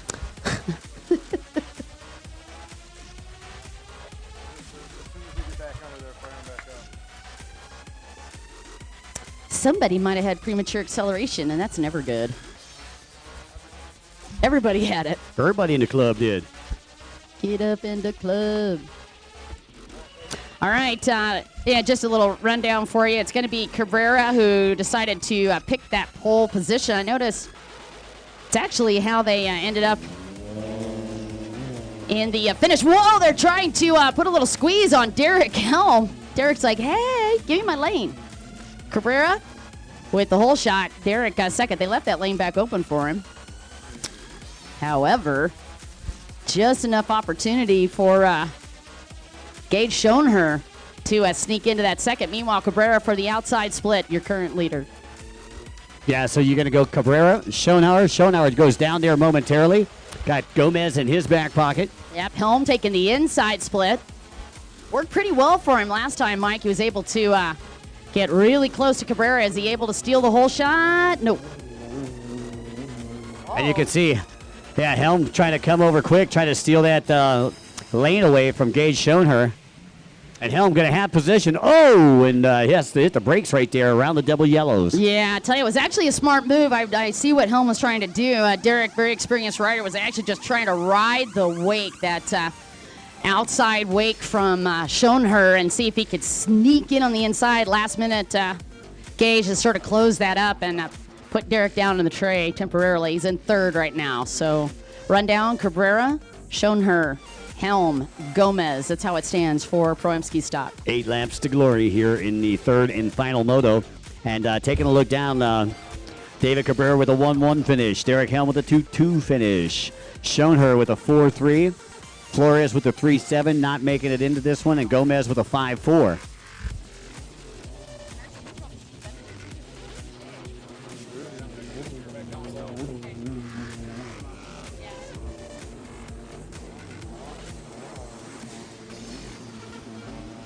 So Dave Cabrera riding for Broward Motorsports, as well as all of his friends back there at Markham Park, who they're probably not at the shop watching today. The Team Mean Racing crew, they're probably not at the shop because they're probably out racing at Markham Park. They've got buoy set up out there, and again, like I say, any given weekend, 30 to 40 riders show up. Yeah, that's a good practice. Well, Cabrera, just as he made that final turn off of the double reds on the left-hand side, went down on his trade just a little bit. Didn't lose control, didn't look like he really lost much gap between himself and second, but nevertheless, that's always a little hair-raising for a rider when you lose control, even just for a little bit. Backboard going strong, and shown her about 10 seconds behind him, but the battle really is Helm and Gomez. Yeah, Gomez looked like he got the best of that exchange there. And here they come down the front straightaway. Schoner still in that second place position. And you can hear Mark Gomez is screaming going down the front straightaway. He's stoked. Making a pass on Derek Helm. Helm, who took a win last week in this class. Mike, you are not even going to believe this. Are you ready? What had happened now? 250,000 Facebook hits on the live stream. Oh, wow. Fantastic. Man, that's just I tell you what, Rick Ignacio, you kind of already are a hero. DJ Maverick. But that is awesome. Way to go, player. You the man. Wow, 250,000 hits on Facebook. All right. Well, since you guys are listening in on Facebook, let's chit-chat a little bit. You're watching the Pro Watercross National Tour. We are situated in St. George, Utah. We're looking at it started out pretty cool this morning. I'd say low 80s, maybe mid 80s at the most, and then started to definitely notch up on the temperature gauge here as we've gone through. I'm going to say now it's starting to push 100. Don't have the official for you, but definitely getting warm, and the wind is what has been the big factor. Started out this morning with big chop out on the lake. If you are getting a chance to look at the lake right now, it's very, very different conditions. Got flat water. What you got going on, Mikey? Well, Derek Helm now able to get back past Mark Gomez. Gomez looked over at his crew as he went past, and he's like, ha ha. Is that what he said? Oh, yeah. Well, he made a pass on Helm last time around, and he was screaming down the front straightaway. Very vocal rider. Yeah, he likes to chat. He'd asked me yesterday, did you guys hear me screaming? And I was like, well, we heard you screaming. I just didn't hear what you were saying. You could definitely hear the squawking, though. Right. We try to channel out screaming, especially when it's directed our way. That's so true. Good point. Again, you're watching Pro Watercross, and what you're watching on the water is the stock class, and it is a pro class. Pro-Am is what we have as far as the identifier on it, which means you can run pro racers as well as amateur, and amateur being expert, by the way. So you'd have to be a pro or an expert to race in this class. By the way, we are over halfway through with this one, Dawn. We need our Sport GP class. Please report to the starting line. Once again, Sport GP. We need you to the starting line. That'll be followed by our Pro-Am Runabout GP and Pro-Am Ski GP. Again, Sport GP. Please report to the starting line. All right, and what we had been doing on the national tour for the pro classes, to give you a little background information, on the pro classes, what we've been doing is 12-minute laps. I think on this particular one, because we have a little lower rider count, we're actually have taken that back to 8 laps for this final moto. But again, typically what you're going to be seeing a lot today is 12-minute motos. Chris Hagest, great run this weekend. I want to just say huge acknowledgement for Toshiharo, and for you. You had such a great weekend. Really, really a privilege to have Chris Hagest out here from ProWatercraftRacing.com. Do go check out that brand new boat, the Pro Force boat. I'm sure he'd love to talk with you about it. And that boat right underneath the KMG Racing tent, as well as the Pro Watercraft Racing tent. You guys are welcome to go see it. Meanwhile, 2 laps to go. There you go. Stand-up racing is what you're watching. There's different divisions. And one of the ways that you can tell when we say ski class, that means you are watching the ski riders or the stand-up riders. They're not allowed to be on their knees more than 1 or 2 buoys. Actually, 1 buoy, I think, is the official, and you can't go past 1 buoy on your knees. They have to stand up on the boat. These boats are pretty darn unstable, too. So for the most part, unless you're Dustin Farthing, Chris McCluggage, particularly when they were bottle rockets, you can't just come up to the line and just stand on the boat while the boat's not running. You got that right. Oh, here we go again. I'm just trying to do some background information. No, it's all good. White flag getting ready to come out, though, for Speedy Cabrera. I I'm Dawn Dawson, by the way, up here announcing with Mike Young as the white flag comes out for David Cabrera out of Miramar, Florida, is on the 51 boat. If you are looking for the boat, red, white, and black. Gage Schoenherr looking to turn in his best performance in the Pro-Am ski stock division this year. Yeah, Gage out there in a blue and black wetsuit if you're looking for him on the track. One of our rookies who also races in the sport class. Yeah.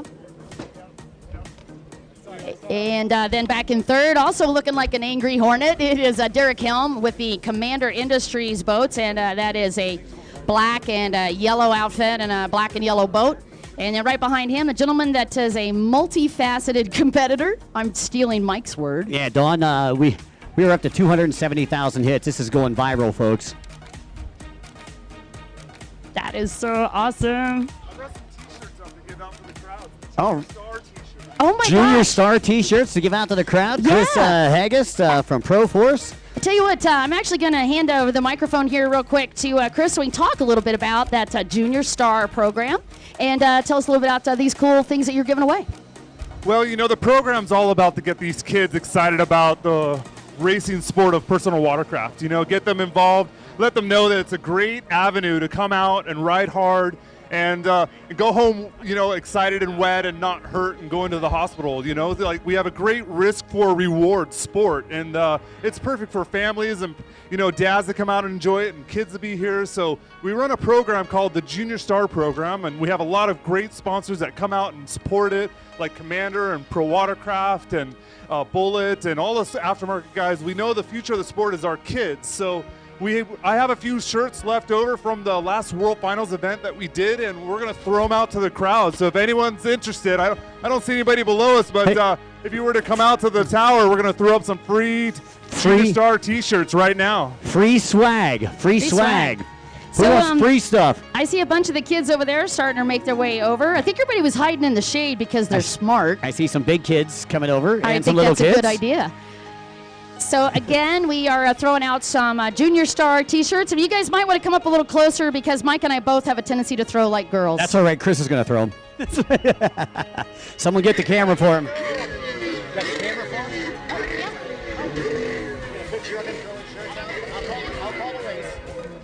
All right, here we go. Sam Nemi, boat number 13. Billy Dearman, boat number 1. Kelly Smith, boat number 2.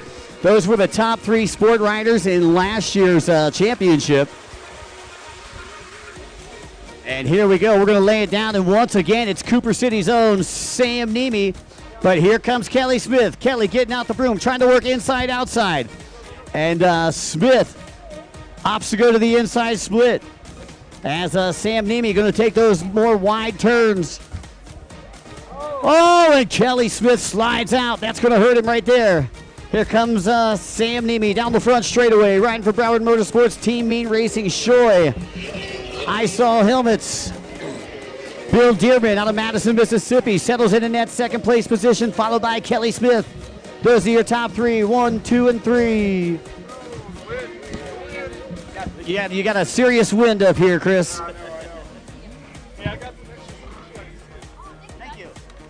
All right, again, a special shout out and a thank you to Chris Haggist from ProWatercraftRacing.com.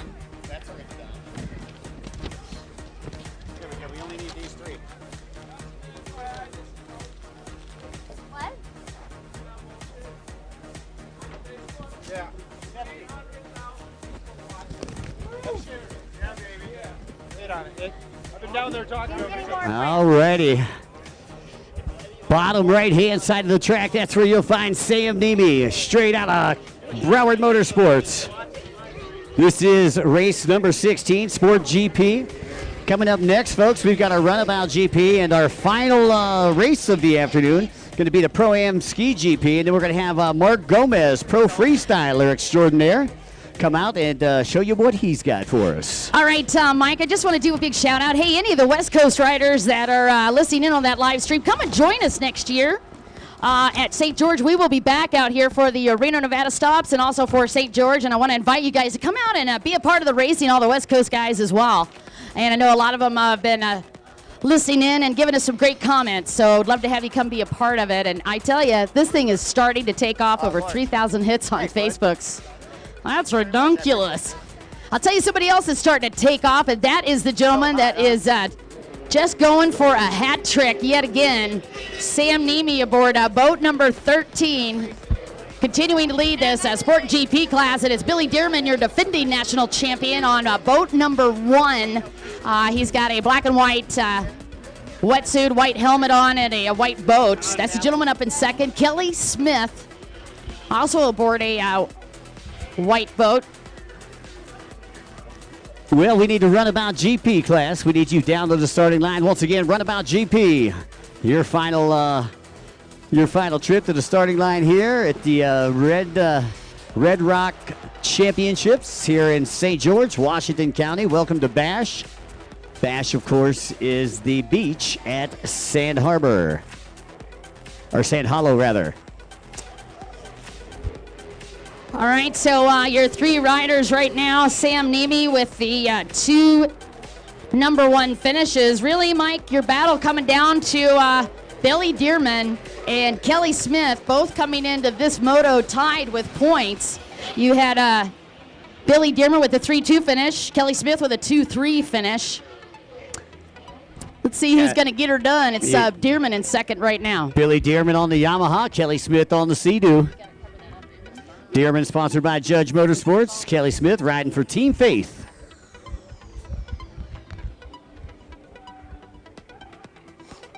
And you can see second, third position both on that back straightaway. Sam Nemi, all he's got to do is keep her upright.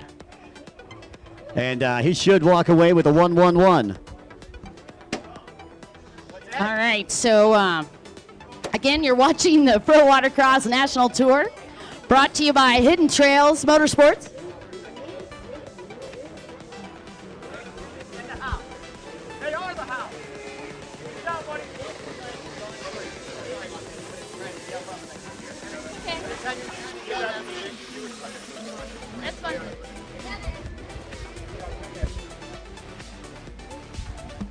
Hey, I believe we got some more t-shirts to give away too from the corporate challenge. What's that? Anything with a round neck and not a V. I just may. Let me see what we got here. Mikey's going to look for you.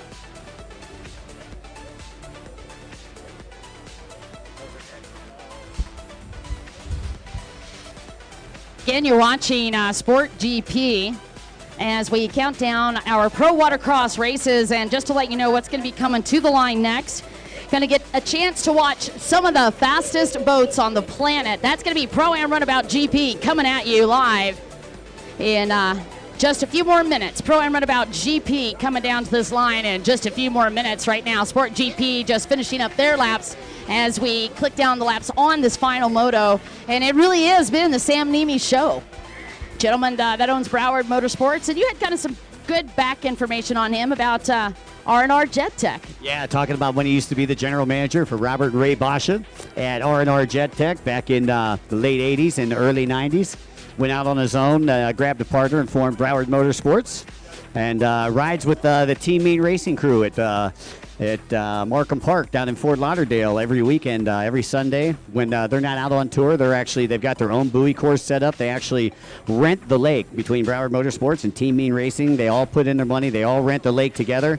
So they've got a place to race, and they've actually got the big A6 buoys. They've got log jumps. They've got everything there that makes a real close course. Well, I tell you what, it's that kind of practice that turns these kind of results. We're on the last lap. White flag is out for Sam Nemi, who is currently leading, and then you've got Billy Dearman still in second and Kelly Smith in third as they continue their quest for the run on the national tour. And Kelly Smith just getting a smidge sideways. Man, I tell you, the trouble spot today on the track has been that double red buoy sitting out there on the left-hand side. And I think because they've come off of the split section, very technical on the right-hand side, they hit that front stretch, and then as they move over to this left-hand side of the track, we throw a little mixer in there for them. They've got 2 double turns, so they have the double yellows, and then followed by 2 quick single tight turns, and then they come right back into a double red turn, and that makes it a little bit more difficult. Regardless, Sam Nemi able to hang on, maintain control, take the win in Sport GP, and that, as they say, is going to be a wrap for him. He's going to be at the top of the podium. Sport GP, Billy Dearman in second, And Kelly Smith in third, and that is how your podium is going to look when we do the awards. Again, congratulations to those guys. We're going on to Pro-Am Runabout GP. Pro-Am Runabout GP down on the line. We should have boat number 21 from Charleston, West Virginia, riding for Hidden Trails Motorsports, Black Star, DEI, Jet Tribe, Riva, and Engine Tech Superchargers, Trey Frame. Boat number 116 out of Ackworth, Georgia. Riding atop of Sea-Doo for Monster Energy, Sea-Doo and Mountain Motorsports, the King, Dustin Farthing, and boat number 149 from Bellevue, Florida. Riding for Hidden Trails Motorsports, the Sea-Doo X Team and Jet Trim, Tim Ducat. And Mike, we've only got a couple more races to go. Then we're going to do some freestyle. Yeah, we got 2 more races, and we're going to check out Mark Gomez in Pro Freestyle and give away a bunch of awards right here at the Red Rock Championships.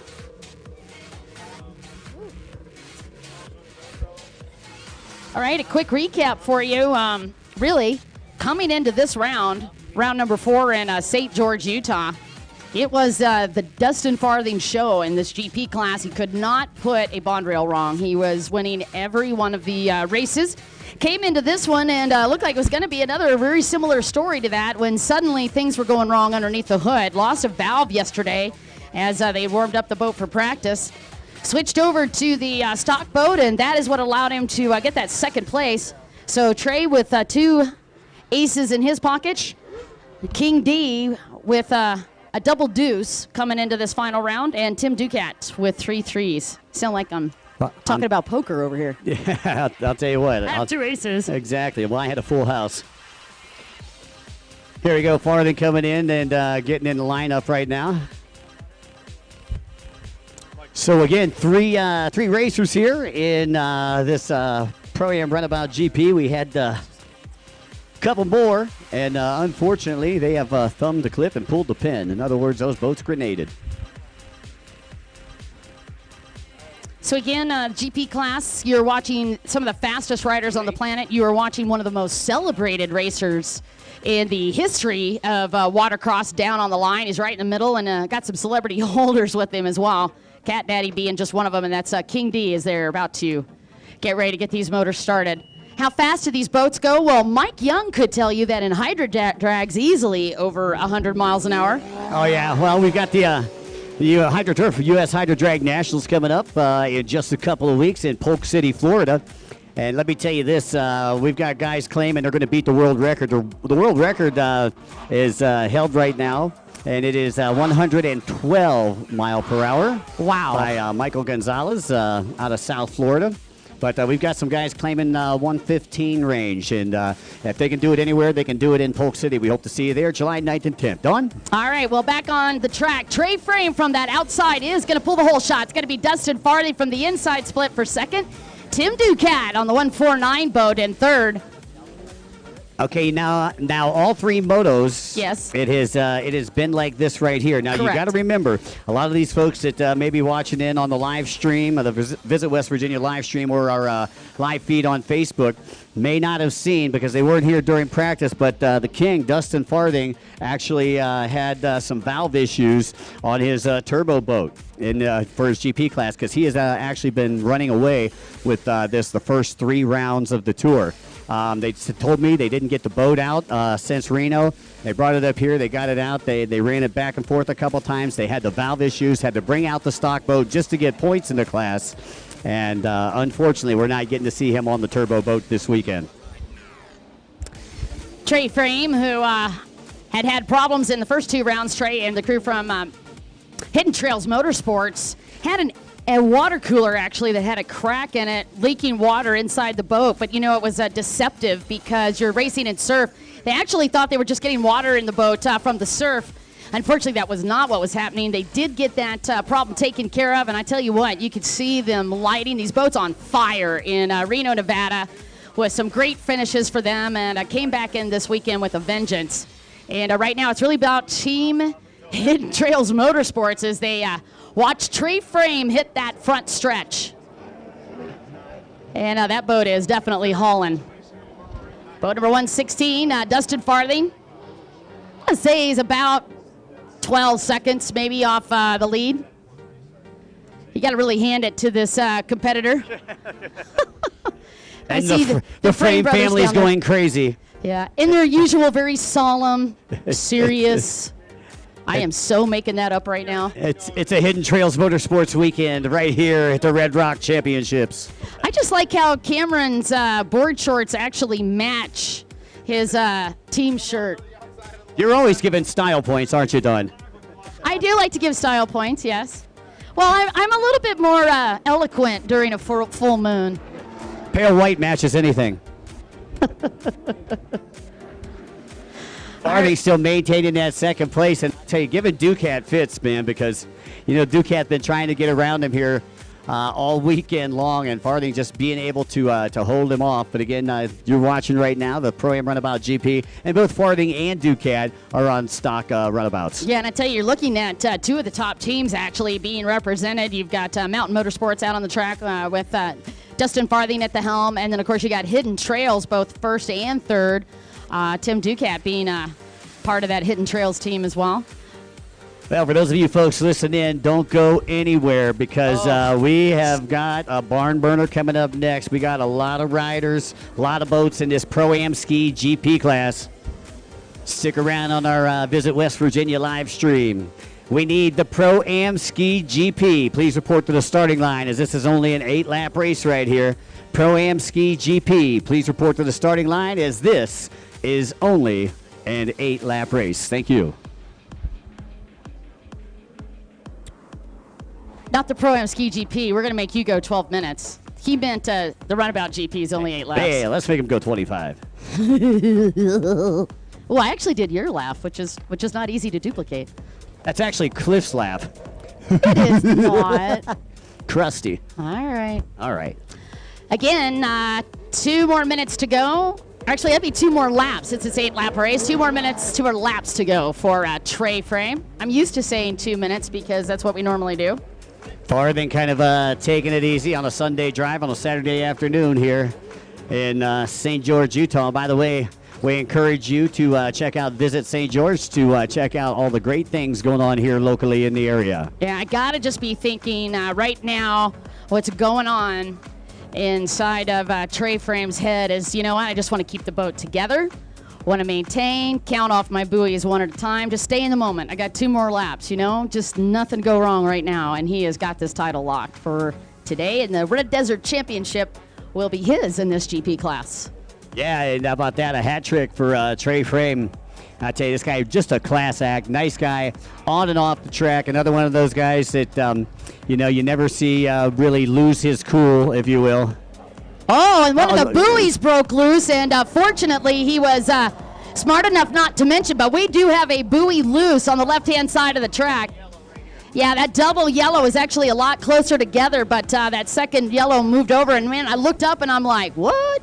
Fortunately, Trey was able to watch that, and he negotiated it perfectly. He had to get both of those double yellows and then pick up the red, which he did do, and the other riders as well.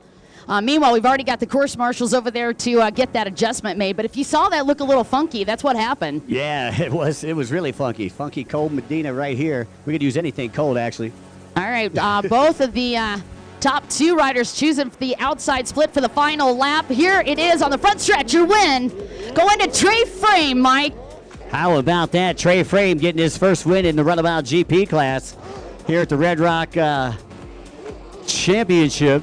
Dustin Farthing coming through in second. Tim Ducat rounds out your top 3, and it is time to switch hulls for the main event today, the Pro-Am Ski GP. This is Moto number 3 coming up next, folks. This race will begin in about 3 to 4 minutes, so stick around. Hey, Rick Ignacio, we'll be right back after these messages.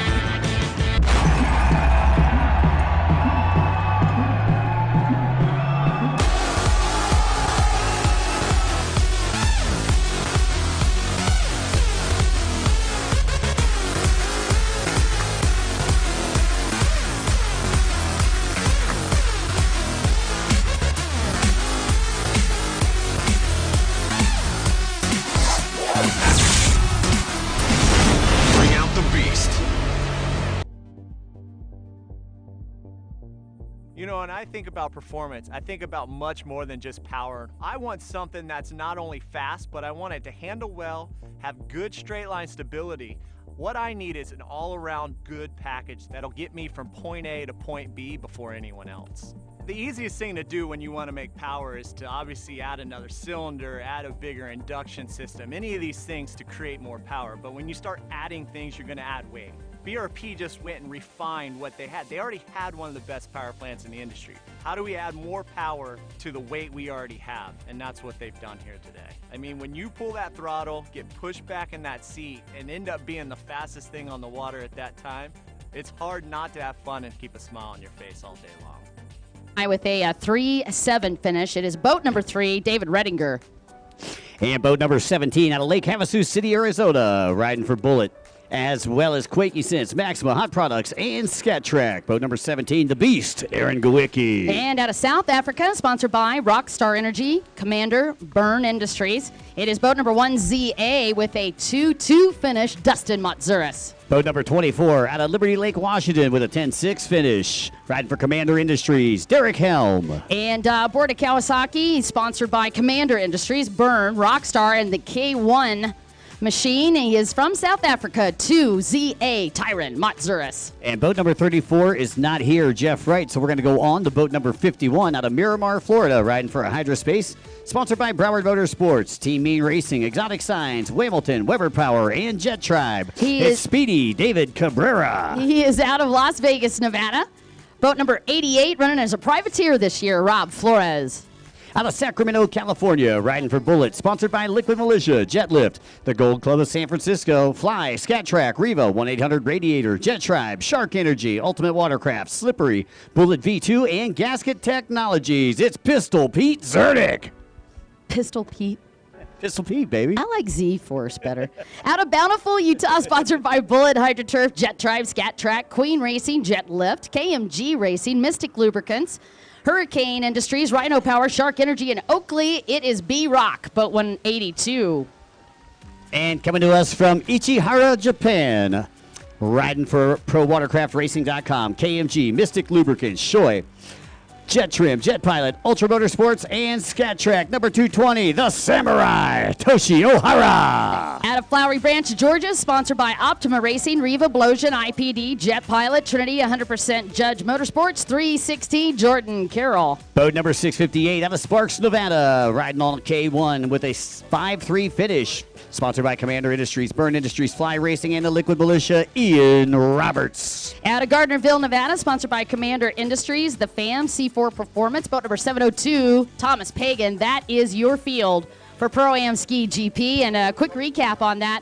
Toshi Ohara in the second moto with a hole shot mic, and then missed a buoy on the final lap. Still, I see on the score sheets, managing to get back up into fifth because of the lap traffic. Great job for the gentleman aboard the Pro Force boat. Yeah, I'll tell you what, he was able to get through that lap traffic, slicing and dicing, and he's definitely going to be the one to watch here. Toshi Ohara on the new Pro Force boat built by Chris Haggist and Company. And folks, those of you watching on the live feed from Facebook or the Visit West Virginia live stream, keep your eyes on this. And I'll tell you what, keep your eye on that bright orange boat. Gentleman on number 182 is B-Rock, and he is currently working that pole position. And then he has got a whole lot of very fast company right next to him. Yeah, Dustin Matzuris going 2-2 so far this weekend, and probably in the lead. He's in the lead for top of the podium coming into this one. So we'll keep our eyes also on the bots. Yep, all three of the riders lined up on that inside. And again, we are looking at a 12-minute moto plus a lap. That is what these guys are going to be doing on the track in mere moments. And Tyron actually got a celebrity holder down there. In fact, such a celebrity, he ran in the corporate challenge yesterday, and that is Chad Cole. Chad Cole having the fastest time in the celebrity challenge. Twice. Yeah, the corporate challenge, not celebrity. Celebrity corporate. Mark Gomez would have been right if it was celebrity.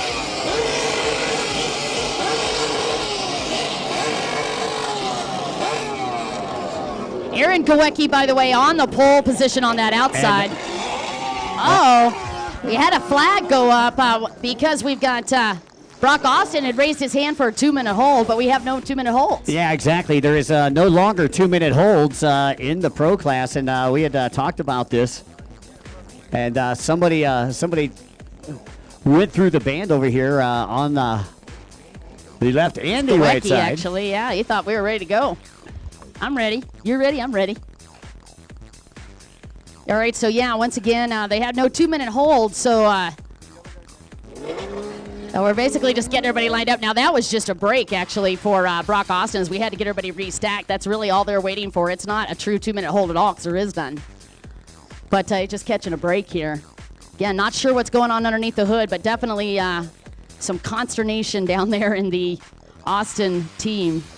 And you can tell because everybody's really quiet. That's normally not a quiet group. They're all looking down like, hey, dude, what's going on? Yeah, don't like seeing that when they're trying to fix something on that boat. That guy has had such a great, stellar career. I mean, he's been awesome ever since he started racing. Of course, he came from a racing family. Bill Austin, one of the gentlemen down there right now trying to help him out, actually started that career. Bill out of Bountiful, Utah as well, and his whole family used to always go out to the races.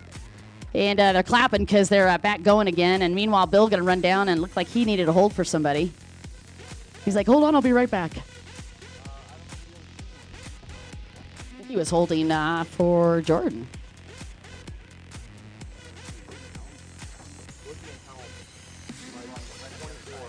Or might have been Zernick. It's actually holding for Pete Zernick. All right, so they're actually going to hold the rubber band. That's new. I want to make sure that that rubber band works, so they're going to actually hold it.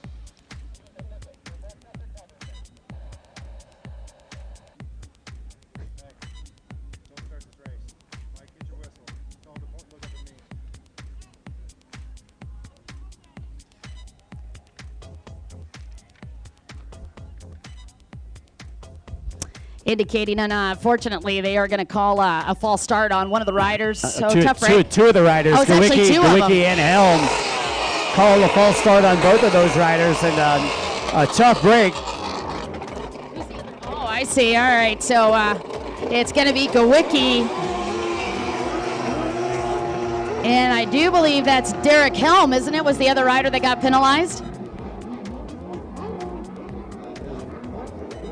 And it looks like Brock Austin. Austin with the hole shot here in his home state. Yeah, and Toshio Hari got the outside. Austin missing a buoy. What? No. Toshio Hari from the inside split, perfectly positioned to walk away with a hole shot. Oh, no. And look, he stalled out right there on turn number 3 on the outside. Tough break for Austin. Oh, and man. it's Toshio Hara, the Samurai, followed by Redinger. With Matzuris in 3rd. Ian Robertson 4th. All together now. Tyron in 5th. Going to be Aaron Gawicki after a dead engine start in 6th. Cabrera in 7th. Derek Helm in 8th. Pete Zernick in 9th. And Jordan Carroll in 10th. And wow, just wow. And unfortunately for B-Rock, it looked like they got the boat started and everything was going to be okay. Had the hole shot, Mike, going to the outside, and then suddenly things went bad. Boy, I tell you, it looked like he was coming over. He was looking for that red buoy, and there was no red buoy there for him. And you could see he just kind of stopped. And what a tough break for B-Rock, man, as he took a first place in that last moto, poised for a podium position. And I tell you what, it's this kind of packed talent that you see in the field that has caused some of the great racing. And Toshio Hara doing his best after 2 laps to open up the gap as much as possible. He's trying to check out on this race. And Rediger 2nd, Dustin Matzuris in 3rd, Ian Roberts 4th, Tyron Matzuris 5th, Gawicki in 6th, Helm in 7th, Zernick in 8th, Jordan Carroll in 9th, and Cabrera 10th. Again, that's how it looks for your first through 10, and I am just wow on this race. You know, you had to know something crazy was going to happen. It's been crazy the first 2 motos, and you know, again, some days you're the bug, some days you're the windshield, and some people are the bug today, and some people are the windshield today. Well, and in B-Rock's case, some days you're that in the same race in the same couple of buoys, because, man, he had this thing locked.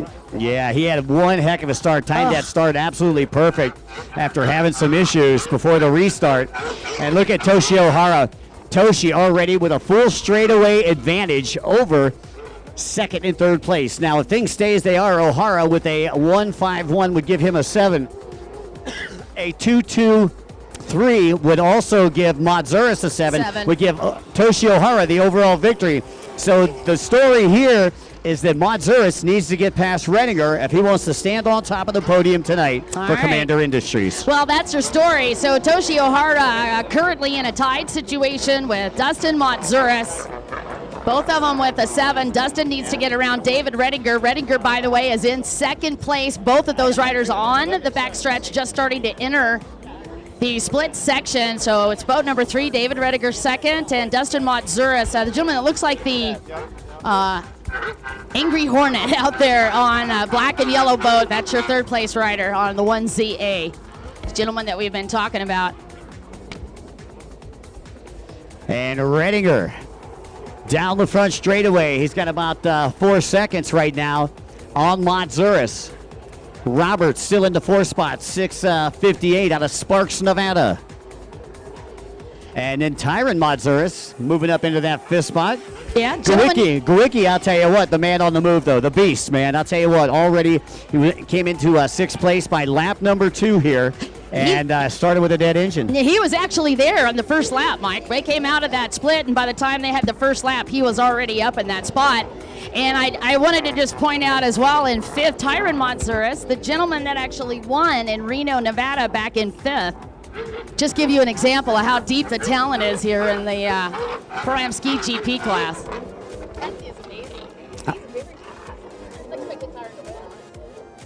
O'Hara already catching up to the back markers, and we're not even close to halfway in this one.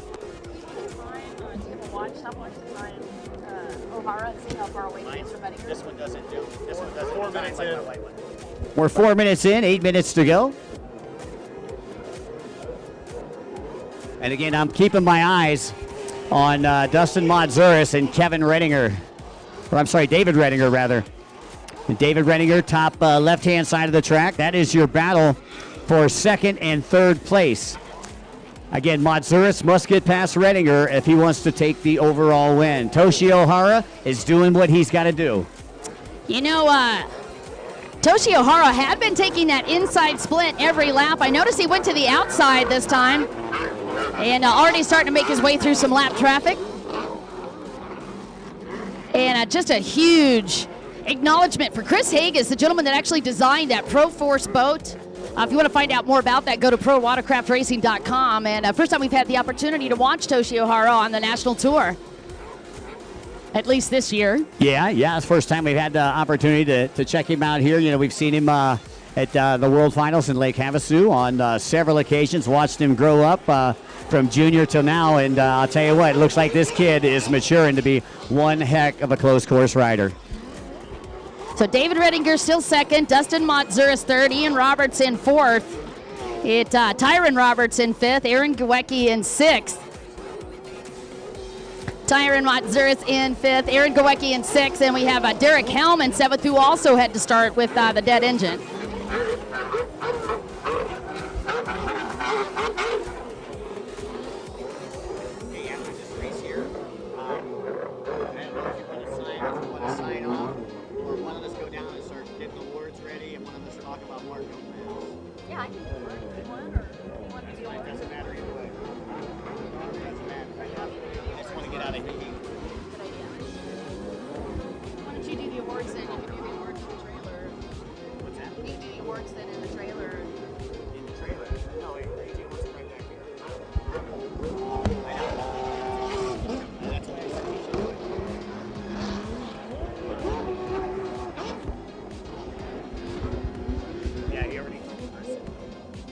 All right, so it's been the Samurai Show here at the Red Desert Championships. As you see the Samurai coming out bottom right-hand side of the track from the outside split.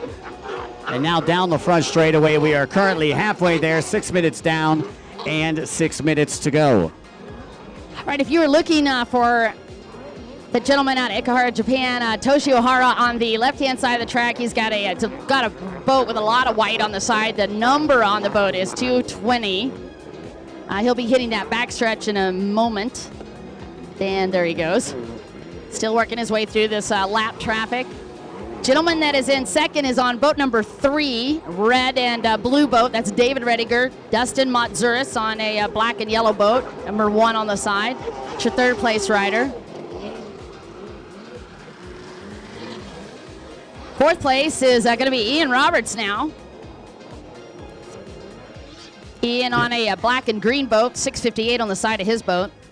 Fifth place. Oh, yeah, go ahead. Tyron's still in that 5th spot on the 2ZA. Toshi Ohara has already lapped up to 6th place, Dawn. Wow. Just hit the end of the front stretch. Oh.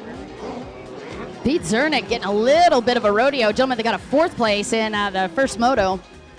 Having to do a one-legged monkey tail drag there to save that boat on the front stretch. Does manage to do it. And look at Dave Rediger continuing to hold off his riding mate and part of the same team, Dustin Montzuris.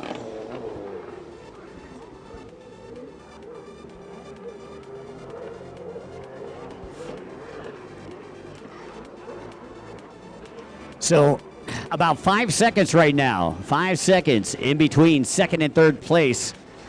That's where I'm watching still, Dawn. That has the biggest implications here. Oh, Mike, Dave Rediger coming off that final turn, got a little bit of the nose underneath the water and almost stripped him a little bit. Had to drop down to the tray mine just for a second, and that is going to be enough to get Dustin Montzuris a little bit closer to that number 3 boat.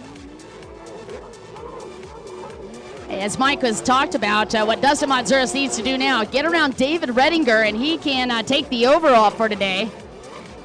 David Rediger, however, is like, I like number 2, and I want to stay here. Yeah, and speaking of David Rediger, he's got a 3.7.2 finish, would give him a 12. I guess we could start doing some moto math. A 2.23 would give Montzuris a 7. A 6.45 would give Tyron Montzuris a 15. Wow, and Brock Austin with an 8-1 now out. Toshi Ohara, obviously 1.51 would give him the overall. Ian Roberts, a 5.34 would give him a 12, and I think that would give Roberts up onto the podium. So unofficially 12-3, wow. Kind of interesting over on the left-hand side of the track. David Cabrera actually was trying to move over for Tyron Montzuris and moved into the line Tyron was trying to put Tyron down on the tray. Tyron came back over him, and then Ian Roberts was trying to sneak in. Ian Roberts went down on the tray as well. So a lot of action out on the track. Those guys battling it out. That was the 6th place position that we were talking about. Meanwhile, David Rediger still holding off Dustin Montzuris. Is just me. It looks like Dustin's getting closer to David Rediger. Oh, he is for sure. And Aaron Gawecki up there on number 17. By the way, Carson, Aaron Gawecki is a lap rider. Oh, you're going to do that? Okay. All right, so if things stay as they are, Toshi Ohara would take the overall, followed by Dustin Montzuris in 2nd. David Rediger would be in 3rd. That would be your top 3. That's if things stay as they are.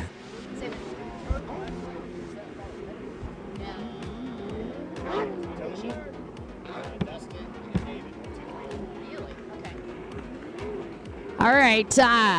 Again, Commander Industries got to be super excited. Betsy Webster listening in. Dustin Montzuris and David Rediger right now fighting it out to see who's going to be where on the podium, and that's your 2nd and 3rd place riders. Meanwhile, Toshi Ohara, if he continues the final couple of laps here, he's going to take that unless Dustin Montzuris gets around David Rediger. We still got a lot of racing left. I did see the lap rider flag come out for Aaron Gawecki as Rediger trying to get around him, and Dustin Montzuris also trying to get around. Yeah, Montzuris right back in the game as Rediger takes a look by. And we'll see as they head down the back straightaway. And it looks like Rediger going to try to find some clean water on the outside of Gawecki's jetway. Man, what a great story on this young kid out of Japan. Flew all the way over, hung out in Lake Havasu City, Arizona, just to get a little acclimated, then showed up yesterday and took the Red Desert Championship by storm. It's first time for Toshi Ohara to get to be a part of the national tour. And I got to say, it is so cool. Me personally, I'd love to see him do the rest of the tour. Got a great combination between rider and machine, and he really seems to get along quite well with that Pro Force boat. Gentleman that I'm talking about just coming into that outside split, which is kind of an interesting change for him. He'd been taking the inside most of the day and pretty much all day yesterday. Chose to take that outside split, and that's the gentleman in the lead on that front stretch, boat number 220. Once again, we sure do appreciate everybody for tuning in to the Hidden Trail Sea-Doo Pro Watercross National Tour, presented by Jet Lift and co-sponsored by Solus, Shark Energy, Jet Trim, Jet Renew, HydroTurf, Watcom.com, Bomber Eyewear, Squatch by Jack Links, and here locally by Bash, of course, the beach at Sand Hollow, and visit St. George in the city of Hurricane. Thank you all for checking us out.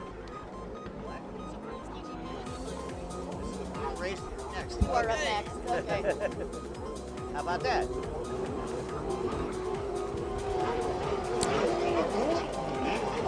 So there can't be too much time left to go. I'm guessing maybe the white flag will come out this next time around for Toshi, the samurai, who has been carving it up this weekend. Wow. There we go. The white flag is now coming out as we speak. Kind of perfect timing for that, Mike. So the gentleman that has been sponsored by ProWatercraftRacing.com, also sponsored by KMG, Mystic, Shoei, Jet Trim, Jet Pilot, Ultra Motorsports, and Scat Track. And all the sponsors got to be really excited for this guy. Again, all the way over from Ikuhara, Japan. And he is currently the gentleman sitting across at the very top of the podium, and it is only going to be a couple more buoys before we are able to give you that final call. But man, what a job he has been doing out there on the track. And I mean, he's got some of the top names. And the biggest upset, though, was B-Rock. What a tough break for that guy, having to pull off the track after that tremendous hole shot. Took a win in moto number 2, and then it just fell apart on him after missing that buoy. Meanwhile, Aaron Gawecki still holding off Redinger and Matsuris. And it looks like we got some kayaks over there by our penalty buoy. And Toshi Ohara, the samurai, looks like he is going to stand atop the podium. Woo! Congratulations for him. Now, did he go out and pick up that makeup buoy? Yeah, he actually did, and said hello to a couple of kayakers at the same time. Yikes. Unusual that we have anybody on the course, but that was actually over by the penalty buoy, and so they actually snuck in. All right, checkered flag coming out. And as I look up, that battle continuing for Redinger, David Redinger and Dustin Matsuris, so we're just looking out here to see how those two are going to end up, and it is David Redinger that's going to hold on to second. And that's going to put him up onto the podium. Congratulations to Redinger, and Dustin Matsuris will still make the podium. And Dustin Matsuris in third. It's going to be Tyron Matsuris in fourth.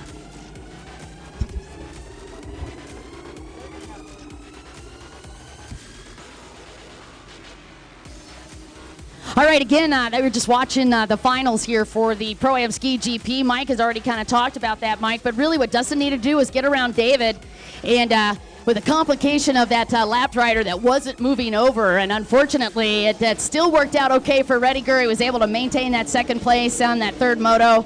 Dustin Matsuris with the third, and that's how the podium is going to look.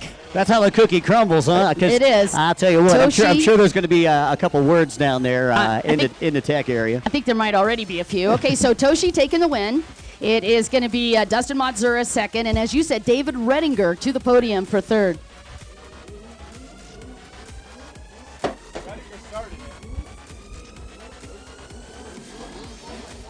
All right, so once again, that is going to wrap up our closed course program.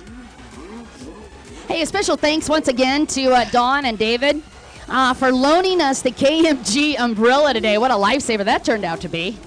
Hey, by the way, Rick Ignacio, can you go ahead and cue us? We'll go ahead and do the turn off on the live stream. We'll do the little sign off for you, and then we're going to finish up and start our award show. And but we've got Mark Gomez that's going to be coming out doing Pro Freestyle right after the sign-off. You're not getting any shade. How about it for Toshi Ohara? There you go. You might want to get a picture of that. Toshi Ohara from Ichihara, Japan, will carry the checkered flag. How about that? Put your hands together for him. And he did it in true fashion. You know, he missed a buoy, but he had passed so many people. Still took a 5th place that second moto, even though he won all 3.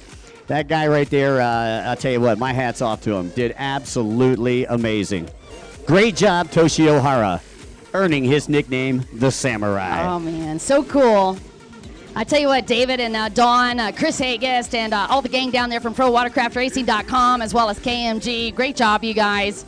I know they're absolutely thrilled to get a chance to not only have him over, because this is logistically a little bit of a challenge to get that rider over here from Japan. Are we on and ready to go? Hey, Rick, we ready to go? Okay. Oh, we're live. We're live. Hey, everybody. Hello. All right. So, Mike, I tell you, just a quick recap right here as we watched the final couple of motos in the Red Desert Championships here in St. George. I'm the only one with the umbrella at this point, you poor guy. I just want to do a quick recap. What were you thinking of all the stuff going on this weekend? Man, I'll tell you what, there was a lot of drama here this weekend. The Farthing breaking the turbo before the first GP class, and Trey Frame getting his first win in the Pro Runabout GP class. So, you know, great job by Trey.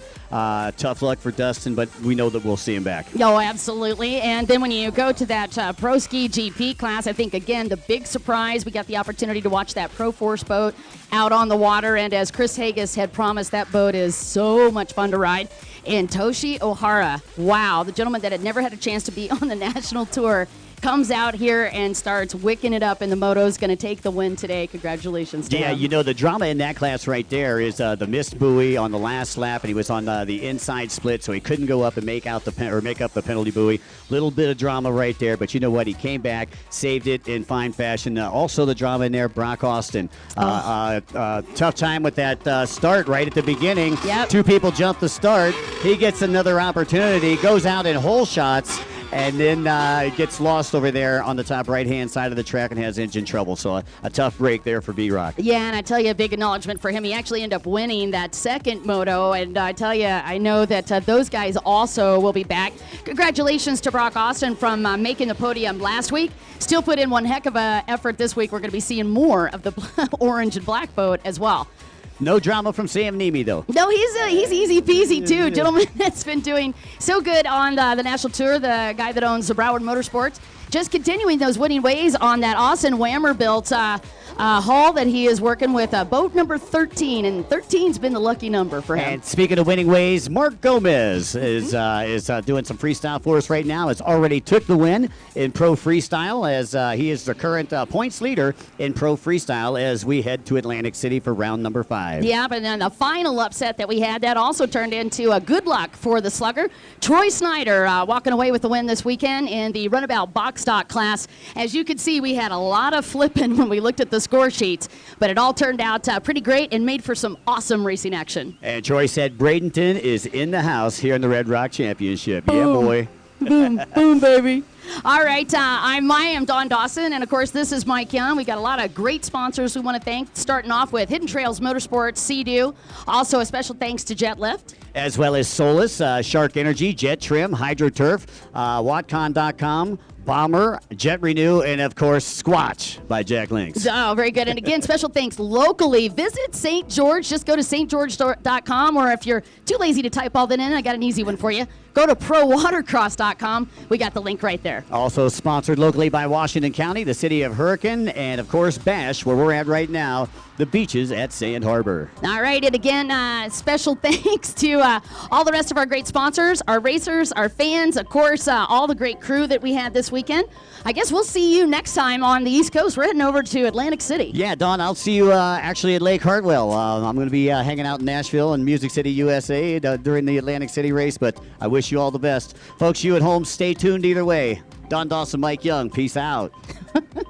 Hey, this is Jay Turlington, and thanks for watching Pro Watercross. My name is Derek Levitt. Welcome to the beach at Sand Hollow. Hello, my name is Chuck Quinzler from Team Faith Racing, and I'm the tuner for our racing team. And we're here in St. George, working on racing. This is Jeff Kwiatkowski in St. George, Utah. Thank you for watching Pro Watercross, Doc.